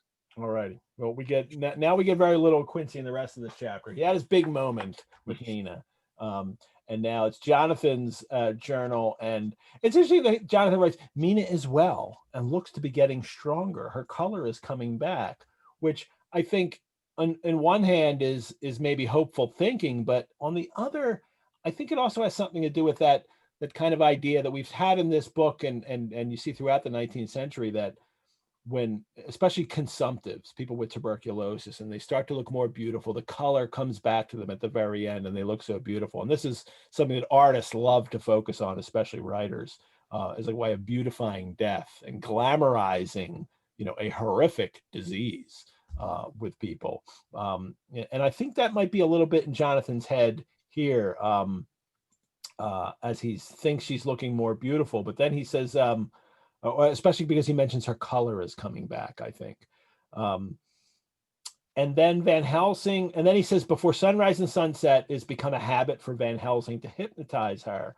I love the way he gives the power to Van Helsing here, and the fact that we know for a fact about hypnotism now that he didn't know then, is that it's all about the person being hypnotized is causing their own, you know, ability to go under. No one has power to do that over you. But he says, she seems to yield at once as if by habit, and scarcely any action is needed. That's the true observation. But his reasoning for the observation is he seems to have power at these particular moments to simply will and her thoughts to obey him. As I mentioned several times, and I'm actually reading the novel now, George du Maurier's Trilby, very much in popular consciousness at this time. If you're reading this book in 1897 and you see that line, you probably thought of Trilby and Svengali, hypnotizing Trilby in that book. But here, this is all for good, is what's going on. And he hypnotizes her and he asks, and I love this, he always asks her what she can see and hear. Well, she can't see anything because Dracula's in a box. And so she never says what she can see. So, because clearly she can't, but she can always hear something. And here she hears the waves lapping against the ship and, the sails and the creaking of the boat. But what if, here's a what if Dracula had been treating this crew of the Tsarina Catherine like he treated the crew of the Demeter? Mina would be seeing everything, and that would be horrific and for her. But we would have had a first person, look at Dracula preying upon people, which we don't get, which is almost like a wasted opportunity. Couldn't have Dracula have killed one person on this ship, and then Mina could have seen that, and we could have had that described? That would have been a great moment in the book. But he doesn't. She doesn't witness those things. I know some Grady Hendrix, when he was on the show, like, it goes on and on about how he can't, like, he doesn't understand the Demeter trip. Like, what the hell does he eat all of these people for, or cause them to kill themselves when he needs the ship to get there? It seems a kind of series of episodes that Stoker puts in for great dramatic effect, and it works. But for the Tsarina Catherine, he doesn't prey upon anybody, right? Is that just because he needs to get there, and then Stoker being more realistic here? And would you rather see him prey upon everybody on the ship? I would. No, I think so. I think that this is, and again, I don't want to get ahead of ourselves in the chapter, but later on, we get the whole idea that Dracula is of single purpose. Yeah. The single purpose is to get back to the castle. Good. Hold on to that, because that is, I think, the key here. Yeah. Well, Stoker also seems to have sort of let go of trying to make us afraid of Dracula at this point. I mean, at this point, like, the tension is really Dracula and Mina's connection. Yeah. Now Dracula is he's like big game that they're hunting. He's not really a terrifying villain who we're all afraid is going to show up at any moment. He's fleeing from all the main characters. It's a very unusual sort of dramatic structure to have the villain this, like, disempowered at this point in a story. Yeah. And you're right that, I mean, showing Dracula in a moment like that, like, murdering people on the ship, would have reminded us that we should be frightened of Dracula. But that seems like something that Stoker is not super interested in at this point. He's more interested in the hunters than the hunted. Right. Well, Dracula's at a disadvantage as soon as, almost as soon as Van Helsing gives the speech and says, this is how we're going to get him. This is how he's outnumbered. And that, yeah, he's got, and the fear of this is not of Dracula himself, but of Dracula getting back and becoming what he was, coming back stronger. Mm-hmm. The whole notion is that if he gets back to the castle, this will be an empowering move of some kind. My answer to with the Demeter originally, I think there is a practical reason for him preying upon the Demeter crew. I think he is still strengthening himself and getting younger, and he actually needs to feed on them. He needs sustenance then to finally bring himself up to being powerful enough to be in London and to look young. And at this point, though, he doesn't need that right now. He's been feasting on Mina. He's had Mina. I mean, what more does he need at this point? Van Helsing then goes to describe to everybody kind of their jobs, and it's Arthur most here, or because he's Lord Godalming, and he's got the connection with Lloyd's. He's getting these regular telegrams for when the ship is sighted, and tomorrow they're gonna go to the vice consul to get early access to the cargo, and they could just walk in and do whatever they want with it because he's a lord, and then people will give him that. He's using his lord card. And then this is their plan. We can open the box and make sure of him, as we did of poor Lucy before he wakes. This is Jonathan talking, actually. This is Jonathan's narration. What mercy he shall get from us will not count for much. And I don't think he's making a pun there, but I like the idea that he is. Will not count for much. We think that we shall not have much trouble with officials or the seamen. Thank God. This is the country where bribery can do anything, and we are well supplied with money. And then he says, Judge Moneybag will settle this case, I think, at the end. It's a little hubristic of Jonathan to think that, they can just open the thing and then he's under their power, because Jonathan himself should know he did that at the castle. He opened the thing and Dracula just gave him his, basilisk eye look, and Jonathan, faltered in killing him with the shovel and just, gashed his head. So it's not as easy as they're playing it out, but I think Jonathan has, he's single-minded here, and I don't think he thinks anything is going to stop him at this point. But he also thinks they have this like financial advantage over Dracula, who is spectacularly wealthy. So it also seems hubristic to think, well, our money's going to solve all these problems because Dracula, also cynical too. I mean, everybody else is talking about hope, good, triumph of good over evil, and Jonathan's like, Judge Moneybag, and we have money and we'll destroy him. And he's definitely a bit twisted here, as the way Stoker's trying to portray him as being so wounded by Dracula. Well, is it in this section? And again, if I'm getting ahead of, I'm sorry, but is it in this section where Jonathan sort of says we think he'll turn to dust if we do this? That's coming up soon, and right. I'll hit that. I am getting ahead. Okay. But Mina says the next day, then Mina's report's still the same. They're still waiting. On October 17, that they got permission, they can go and open it. Godalming has lied about it. He's like, oh, something there might have been stolen from a friend, so I want to go look at it. And they're like, oh, you're a lord? Yes. You must be telling the truth. Or it doesn't matter if you're telling the truth because you're a lord, and that's it. So they are setting that all up, and then Jonathan says, if the Count is there, Van Helsing and Seward will cut off his head at once and drive a stake through his heart. Morris and Godalming and I shall prevent interference, even if I have to use the arms which we shall have ready. The professor says that if we can so treat the Count's body, it will soon after fall into dust. So if we do that, then he'll just go into dust. And then, but the reasoning here, Jonathan says that's good, is because in that case, there'll be no evidence against us in case of it. Because clearly, if you're going on a ship and sticking a stake in someone stowed away, that's illegal.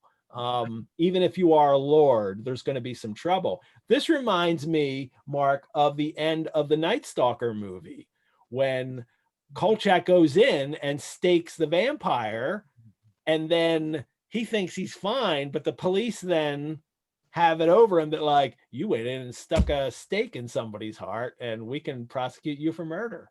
But it's at this point that actually, I mean, Harker goes another step, doesn't he say at that point, but if it will risk the rope for it. Yeah.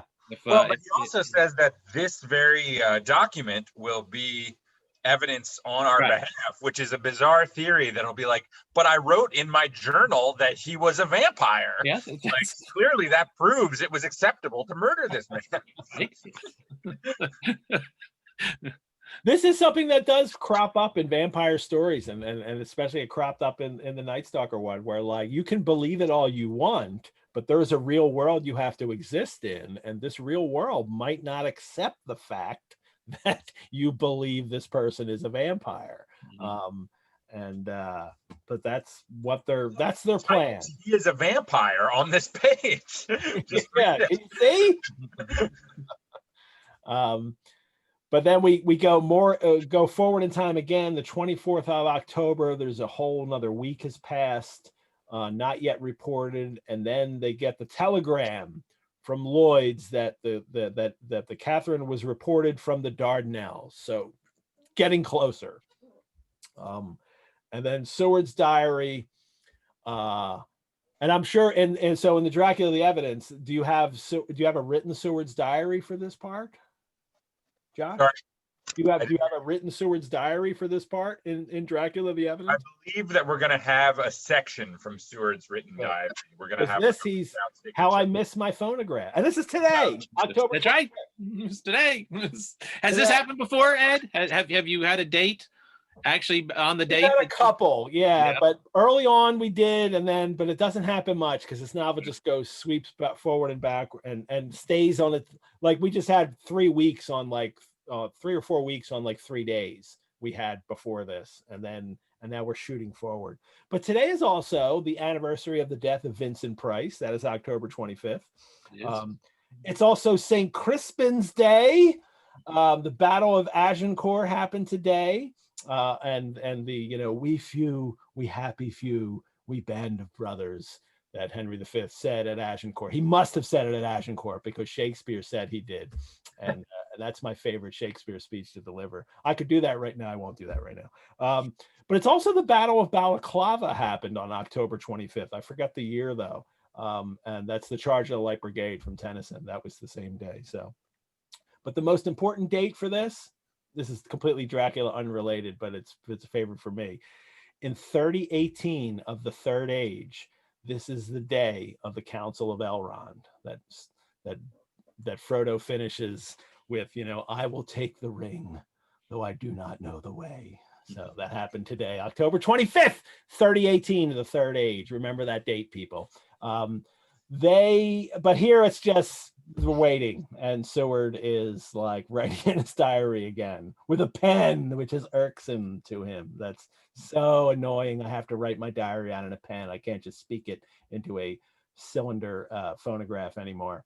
And Seward also says, I know now what men feel in battle when the call to action is heard. I don't think Seward knows at all what that feeling is.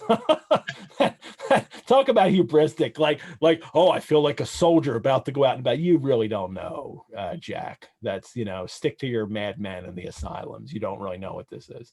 And then Mrs. Harker did not show any sign of emotion. And he says, we took special care not to let her know what is going on. So Seward and Van Helsing are continuing to not try to give her information because she's connected to Dracula.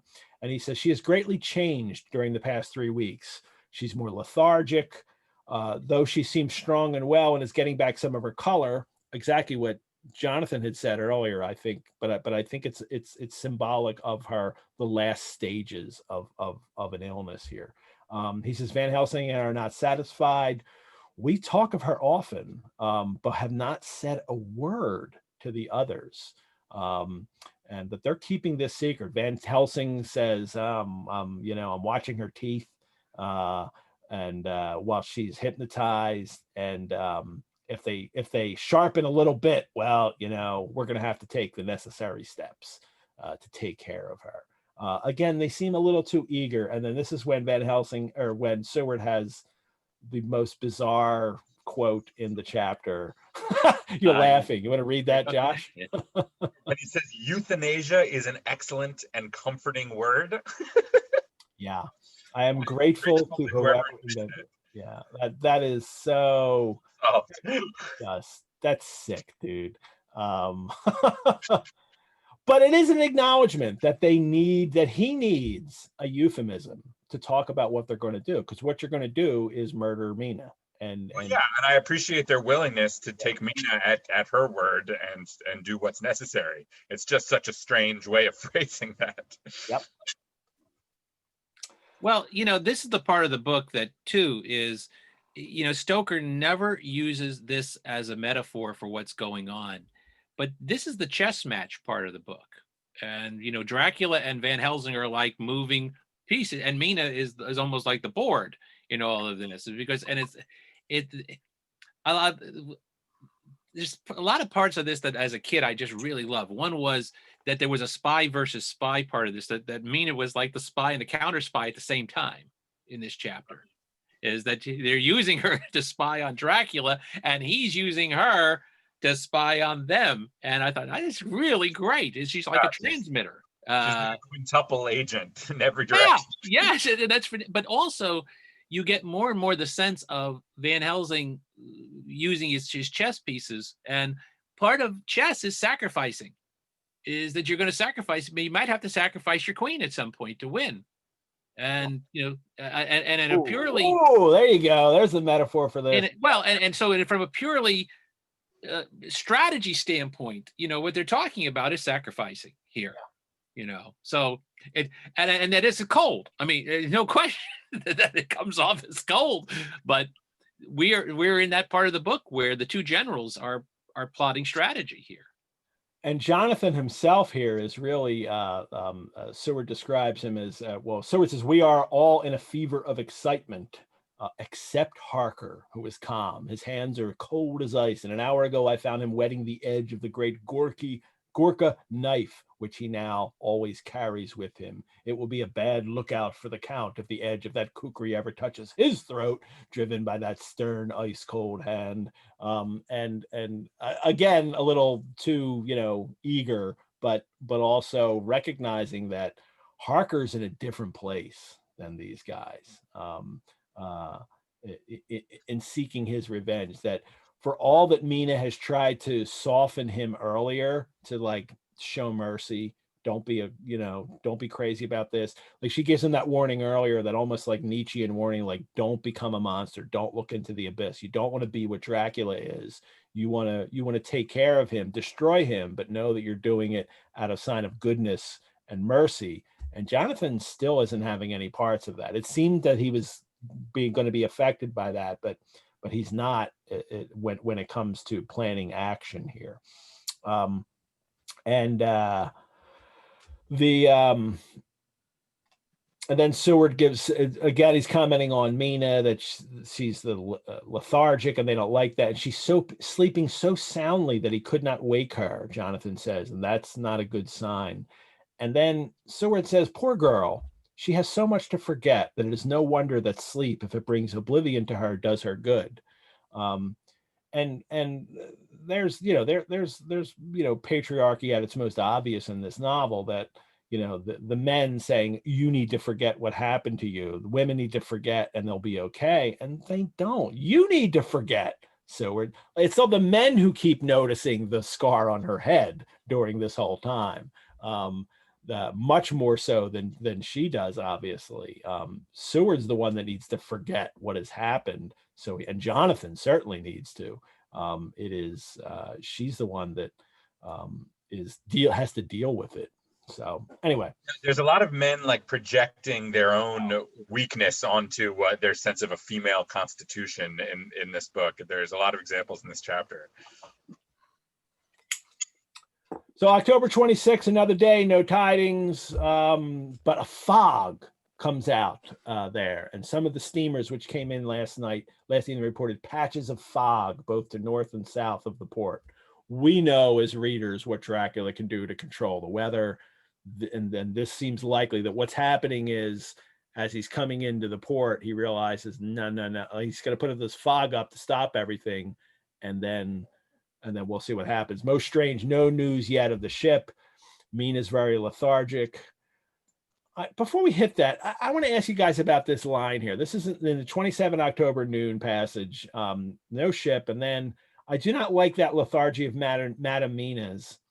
And then Seward has this, I'm sorry, is it Seward? Right, it's Seward, right? It's Seward. And he says, souls and memories can do strange things during trance. And I couldn't figure out what the hell Stoker was trying to mean by that.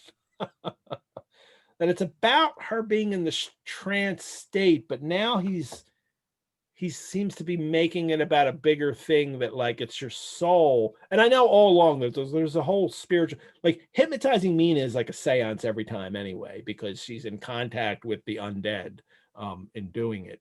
But this is such a strong and curious line. Souls and memories can do strange things during trance. Is this where he cites transcendentalism?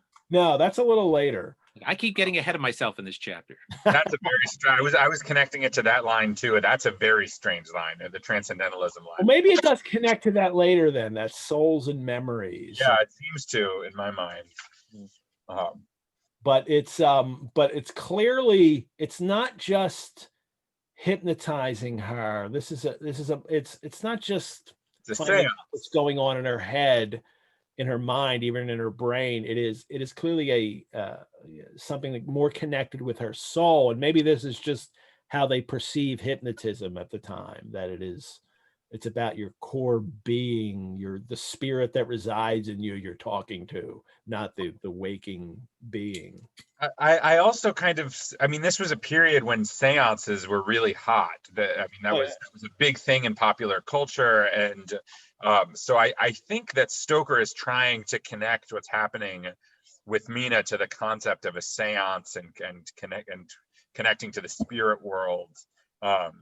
And it gives a lot of mystical charge to this section of the book. So I think a line like that is trying to sort of build beyond just the idea of hypnosis to something more like spiritual, scientific. Holly threw the comment in the chat there that hypnosis brings out repressed memories.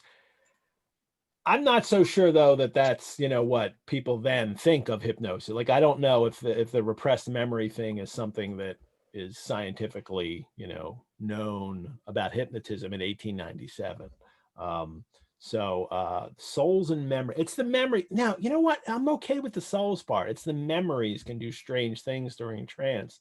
I don't understand what the heck he's saying there. I'm having a hard time to figure out what Stoker is trying to get at here. Seward distrusts and sort of distrust what Mina may say to them under hypnosis.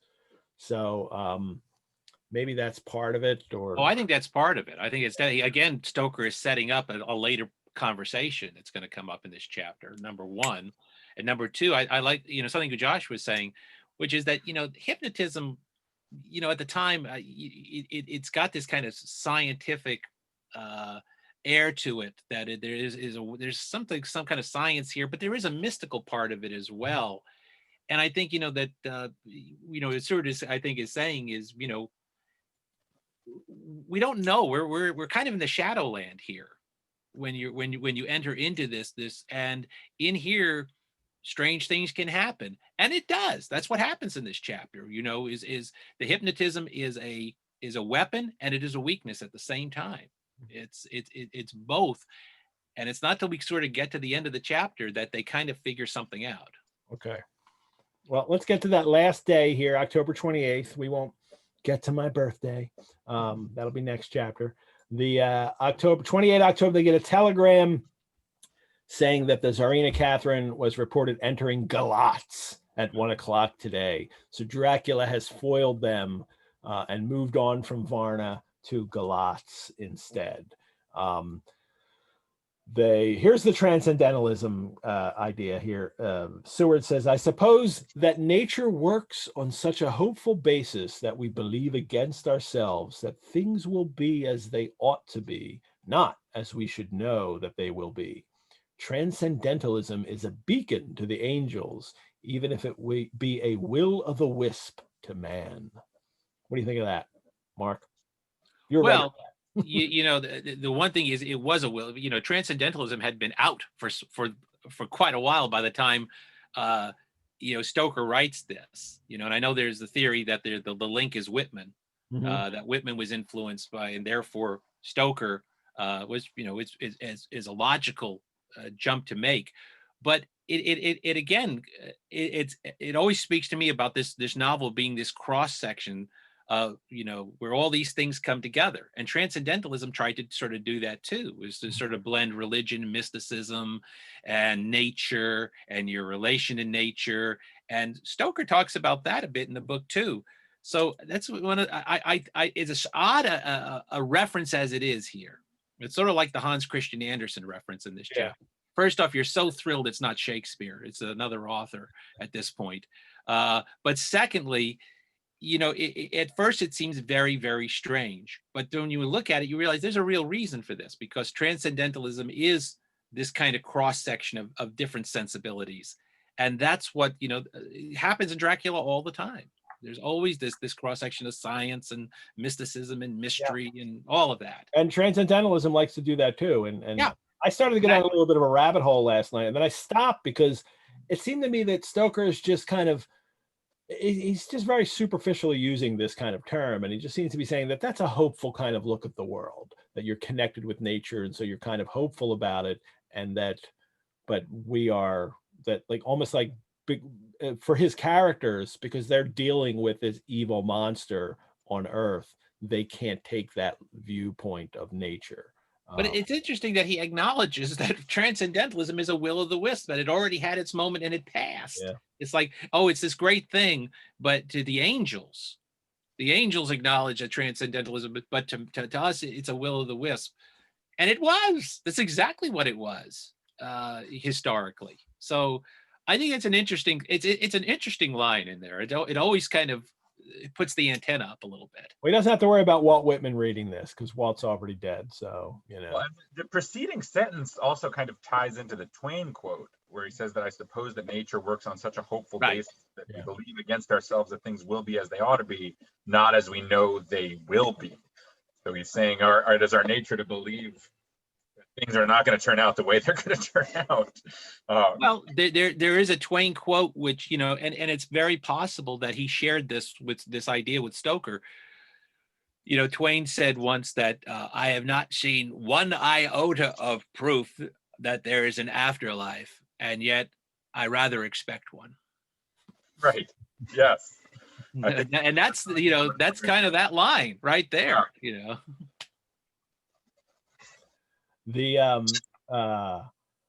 Well, we have to get through the rest of this chapter. Yeah.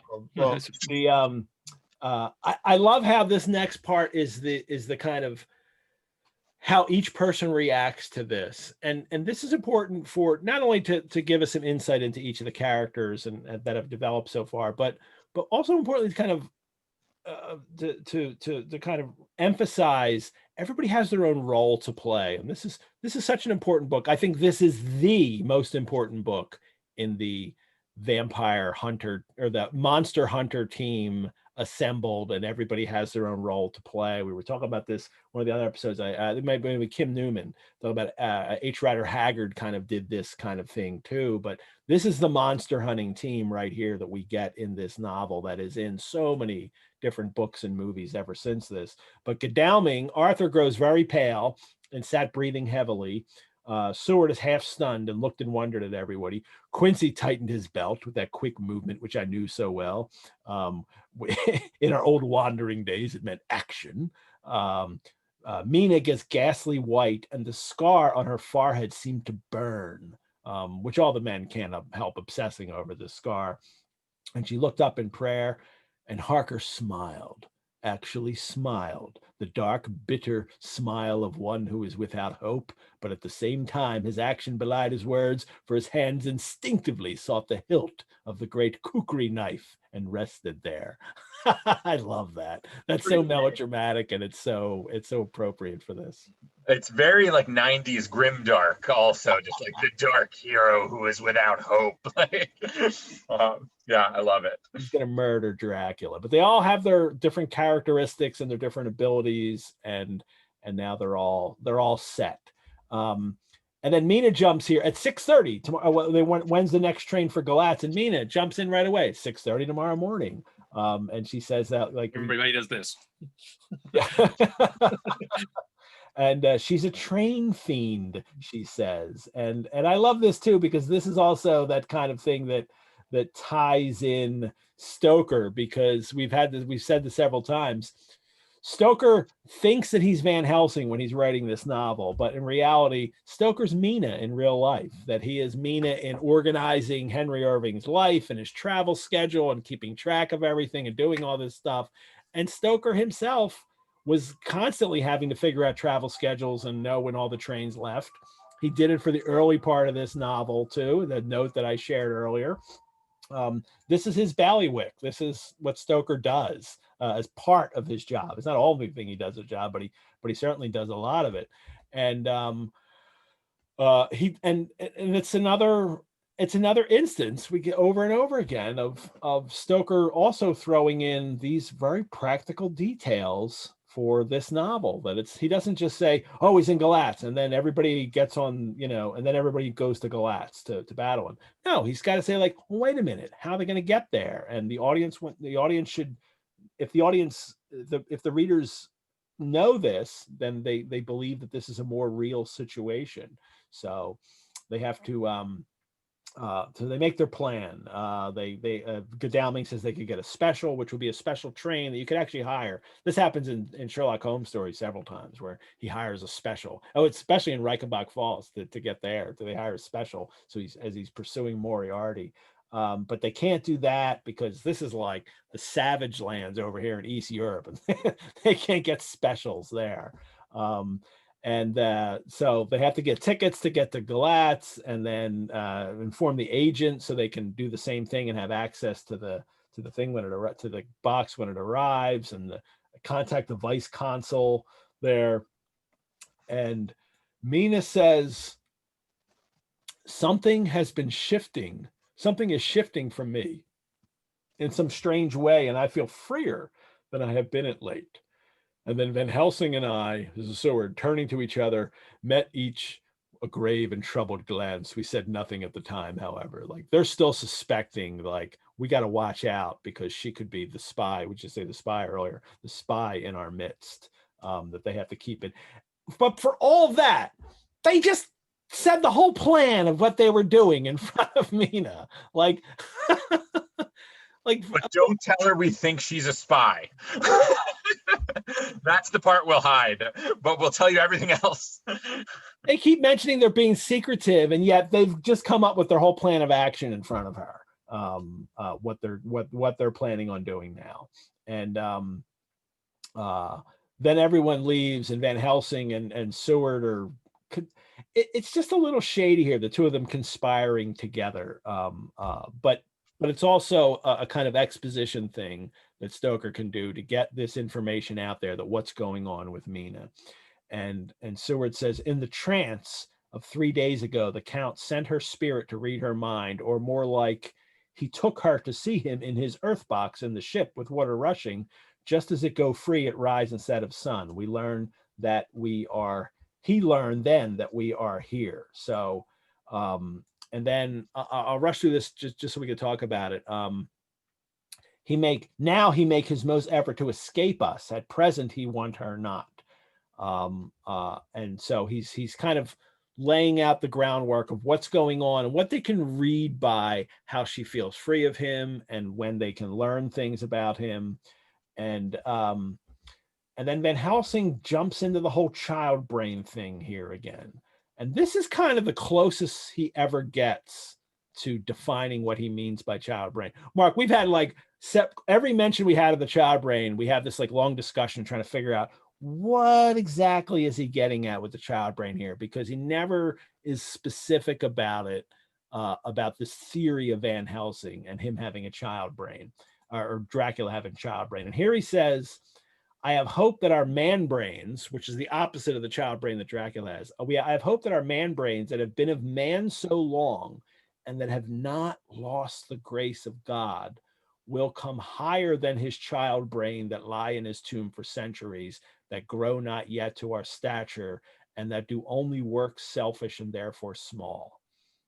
And then he says, when most we want all her great brain, Mina, which is trained like a man's brain, but is of sweet woman and have special power which the Count give her, and which he may not take away altogether. So a man's brain is not just a kind of evolutionarily developed mind. It's also a brain that is connected with the grace of God still. And well, he also compares Dracula's brain to a criminal brain. Yes. He also compares Dracula to the fact that he thinks like a criminal. Yeah.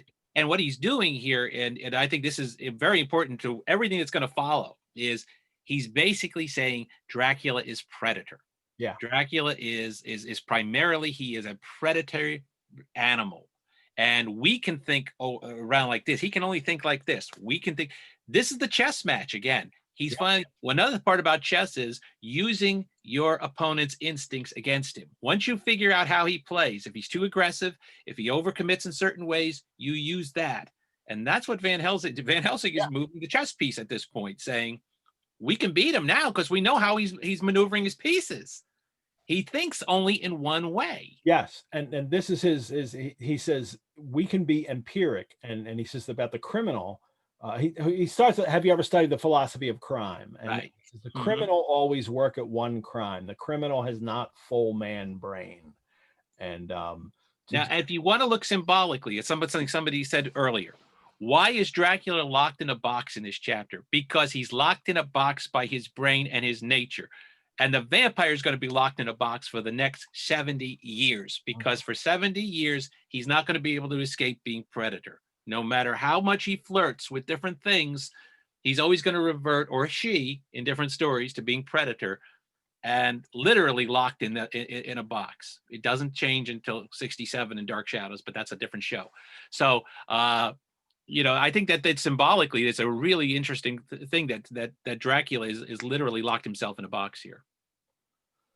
And that's a child, and that causes him to have a child brain, because it doesn't develop when you're not doing anything. But he's also using this kind of empiric look at, and then he'll ask Mina, and it's Mina that winds up saying Nordau and Lombroso here. But for Van Helsing, who's leading her to that, and she's apparently read the same books. Like Mina's read Nordau and Lombroso, which is criminology knowledge. Like, yes, it's fascinating.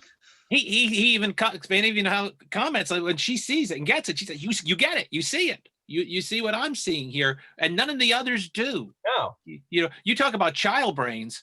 The other vampire hunters are the ones who see, like they don't see it. And she's read the books. And for those of you who don't know, Cesar Lombroso wrote one of the founders of criminology, but he was obsessed with this idea that criminals have not evolved. Really, their brains have not evolved like the rest of humans have evolved, and they're kind of atavistic throwbacks, like that they're primitive in their brains, but that also means that you're born a criminal.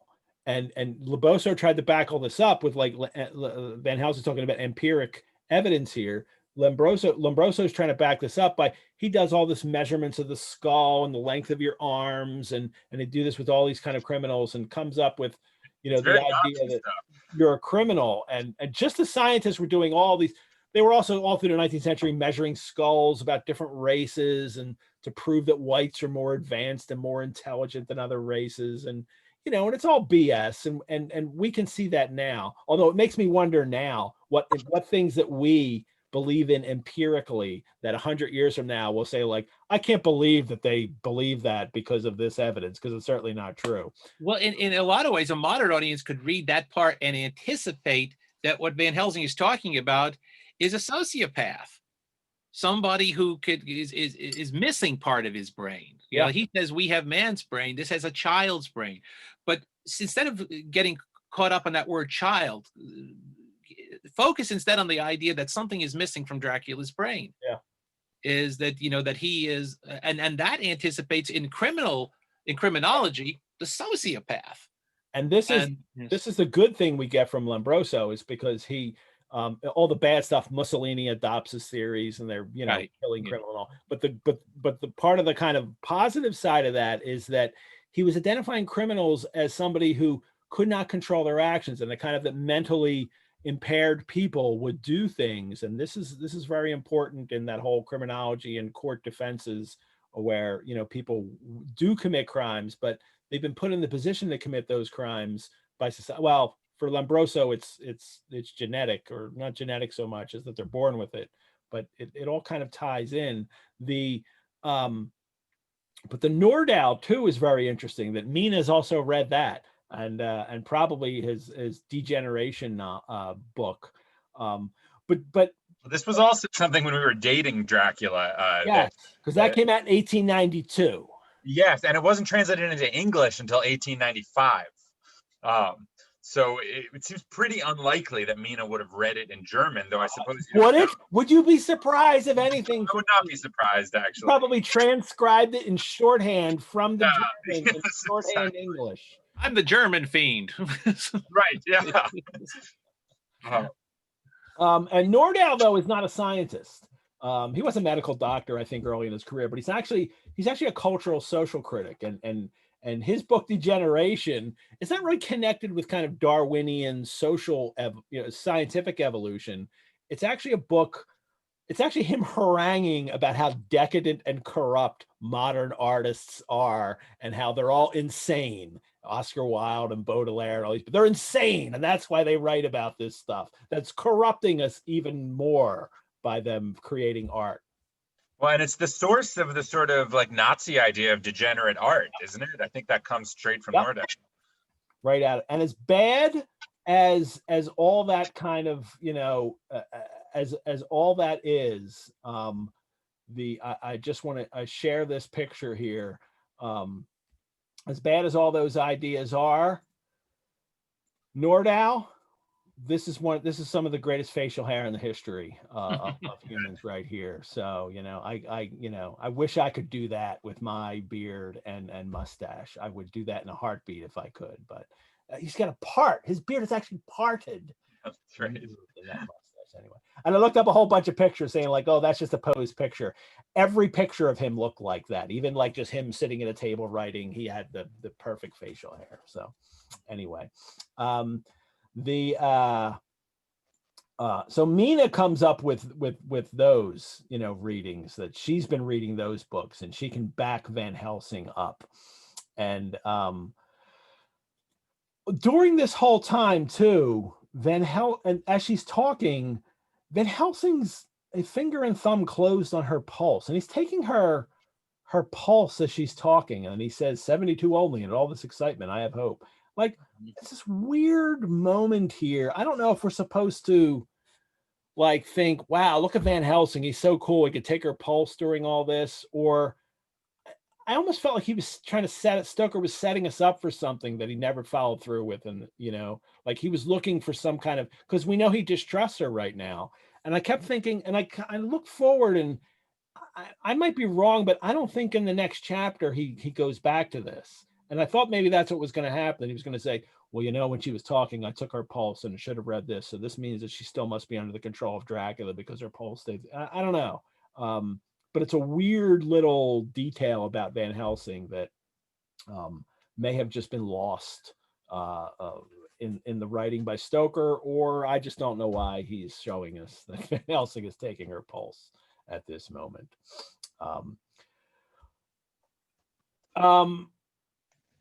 The conclusion of this whole argument, though, is a little that Van Helsing is, because of the child brain that he has, he's so selfish, and that also means that the moments when Mina has felt free lately is because Dracula doesn't want them to know what he's doing. I get that. But also I'm sorry, I can't pass over the moment where he says to Mina, that terrible baptism of blood, which is my drink title today. I could have used the last chapter too, which was then, but I used it for this one. So baptism of blood. That line, I was like, this has to be the drink title this week. Just hoping you would do it. So cheers, everyone. Baptism of blood. But at the end of this argument, he's just seems to be kind of saying, this is his brilliant reasoning, is that from studying the diaries and combining it with the child brain theory, that Dracula is fleeing them just as he fled in the long past. We skipped over the part where we read from Jonathan's diary earlier, which is a great meta moment in the book too, where he's quoting from a part of the book, that a journal that we already read, for us weeks ago. But Van Helsing is fleeing them, and he thinks by leaving Mina at these times that we don't know where he's going. But yeah, he's fleeing you. He goes through all these intellectual jumps here to like make this point that Dracula is selfish and has the selfish child brain, so he's running away from us. Like, I don't understand, if Dracula had a man brain, what would he be doing? Like, I don't He'd be understand. doing the same thing. He'd be getting away How from stupid Dracula is, so he's running away. it's a no shit Sherlock moment that, like, and in a moment too where Stoker, as in other chapters, really shown Van Helsing to be this kind of brilliant deducer of what's going on, like a Sherlock Holmes investigator. He's trying to do it one more time here, and I almost just wonder if he's just run out of the ingenuity to show that Van Helsing is really brilliant, because this is, you know, it's a few pages of figuring out this, and it's just basically the end of it is just that Dracula's running away from them and and trying to escape back to where he's originally from, and they have to chase him, right? Am I missing something? And it's like he's so dumb that he's so selfish that all he can think about is not being killed. Like, what if he was not selfish? What would he be doing? Like feeding the homeless instead of running away from people chasing him with a kukri knife? I don't understand how his selfishness plays into this one way or another. Who would not be selfish when people are chasing you to try to kill you? It just seems to be him reinforcing that he is the monster and we're chasing him and he's running from us. And I mean, I get it. But I actually think the lost moment, you know, there are times in the book that we all have where you just want to reach into the pages of the book and say, you know, why didn't you do this? You know, or why didn't you explain that? Or why didn't you? We have a lot of those moments when or why? And this, to me, one of the lost opportunities in this chapter is this could have been a really good Quincy chapter. This could have been a moment where, if indeed you are positing Dracula as predator, you know, Quincy's the hunter. Quincy's the guy of action. Quincy's the guy who should be sitting down with Van Helsing and saying, "This is the way you're going to get the guy. Yeah, this is the guy. I've trailed, you know, varmint all over the West, and this is how you're going to do it." And if you're really going to make this jump to Dracula being predator, you know, to being some kind of not really human, it's like I say, I think we get hung up on that child brain. I think that was because everybody immediately goes to a child. We get hung up on it because Stoker's hung up on it because he's mentioned it for chapter after chapter now. Right, and I don't think that's what he meant. Again, words were very important. Sounds are always important. Stoker always made decisions based on he sets it in Transylvania because he likes the sound of Transylvania. He sets, you know, he gets the name Dracula because sound and because of being a man of the theater. And this is one where I think it let him down. You know, he's using something which evokes the wrong thing. Well, there's also an implication in this chapter that Dracula has been like sending psychic messages to Mina in order to throw them off the trail of the hunt, which seems like a genuinely brilliant thing to do. So it doesn't seem like he's a simple-minded animal just fleeing. It seems like he's doing very impressive, like, telepathic manipulations of the people who are after him. So. Well, but that's what he would use. There are predators in nature who have ways of throwing hunters off the scent. Right. They have literal tactics that they use, and so would Dracula. We'll see in the next chapter that he has a specific plan and he's got everything worked out as how he's getting through all of this. So he's not, you know, I guess he has that, you know, undeveloped side of himself that Van Helsing seems obsessed with, but partly I think it's Van Helsing's need to, you know, make him more this monster and, you know, get everybody inspired to go against him. Which is easy. I mean, in some way, he has set Dracula up as the straw man villain in all of this because that's easy to do because Dracula is rarely shown in any kind of sympathetic mood. Yeah. Later, you know, incarnations of Dracula will add that. Yeah. Will add, you know, the sympathy for the devil aspects of the story, but none of that comes in. So if Van Helsing is knocking Dracula down here, he's basically a tackling dummy. He's taking down here. Well, and we'll see how he turns out. But this chapter ends as we, however, are not selfish, and we believe that God is with us through all this blackness and these many dark hours. We shall follow him, and we shall not flinch. even if we peril ourselves, that we become like him. So a little ominous there. And then that's Van Helsing's closing note. And then he says, all right, friend John, go write it all up. Everybody get to their clerical duties now before we go off on the final push. Because this is going to save us from the rope if down the road. Yes, it will. They're not going to hang us now. Look, I've got all this evidence. Our diaries. Josh, thank you so much. Not for just today, but for all your appearances on this show. God, this has been such a pleasure, and I'm so excited to get everybody together for one final episode at the end, since I've never actually gotten to talk directly to the other co-hosts. Everybody will be on. Yeah. This has been such a thrill to be a part of this whole thing, and I mean, to everybody who shows up here every week, just an amazing little community that's sprung up around this project, and it's been a genuine privilege to be part of it. So thank you for inviting me. Thank you. I'll see you on November 15th. Mark, this has been a great pleasure. Thank you for your insight. Thank you. I'm thrilled just to be let in the room, you know. Yeah. So I'd love to have you on I should maybe I could have had I could have had you on as a co-host too, I'm sure, talking about this book chapter after chapter. Would have been fun on this biblio venture. I don't think you have any shortage of experts out there who you've done pretty well. Yeah, it's worked out so well. But Dracuphiles, everyone, thank you for tuning in today. We will post a recording of this show on our website. And if that's how you're watching it right now, thanks so much for watching. We have a Sundays with Dracula Facebook group where we can continue the conversation. Look us up on Facebook and join in that conversation. I'm always available to answer questions by email. I encourage you, if you are going to drink, then try some spirits from Tamworth Distilling and Art in the Age. This barrel-aged Flora gin and the Golden Spice are absolutely lovely. And if I wasn't talking so much, I'm certain I would have had 2 of these during the show.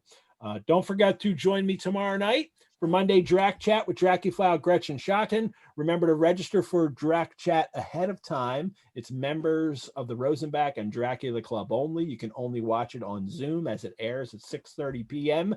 Eastern Daylight Time. No posts after the airing. If you're looking for more virtual engagement, head on over to the Rosenbach website. Check out the other virtual offerings we have. If you sign up for the Dracula the Enduring Monster presentation this Wednesday night, or if you join the Dracula Club, I would be more grateful than Mina when all her friends lined up to murder her. Join us next week on Sundays with Dracula for chapter 26, when we get some more of that class dialect. I think this is the last time it happens in this. We'll get another anti-Semitic reference in the novel, this time from Jonathan. And Mina once again will save the day for our vampire hunting team. Next week will also be our last chapter with co-host and musical director of the program, Tucker Christine. And remember, I will have a very special announcement about what is to follow Sundays with Dracula. What will be our next biblio venture? I will give no hints until next week when I tell you what it is. So thanks, Josh. Thank you, Mark. Once again, we will be played out by Tucker Christine's Pleated Gazelle song Storm into Whitby. And in the words of our friend Dracula, everyone, go safely and leave something of the happiness you bring. Bye-bye.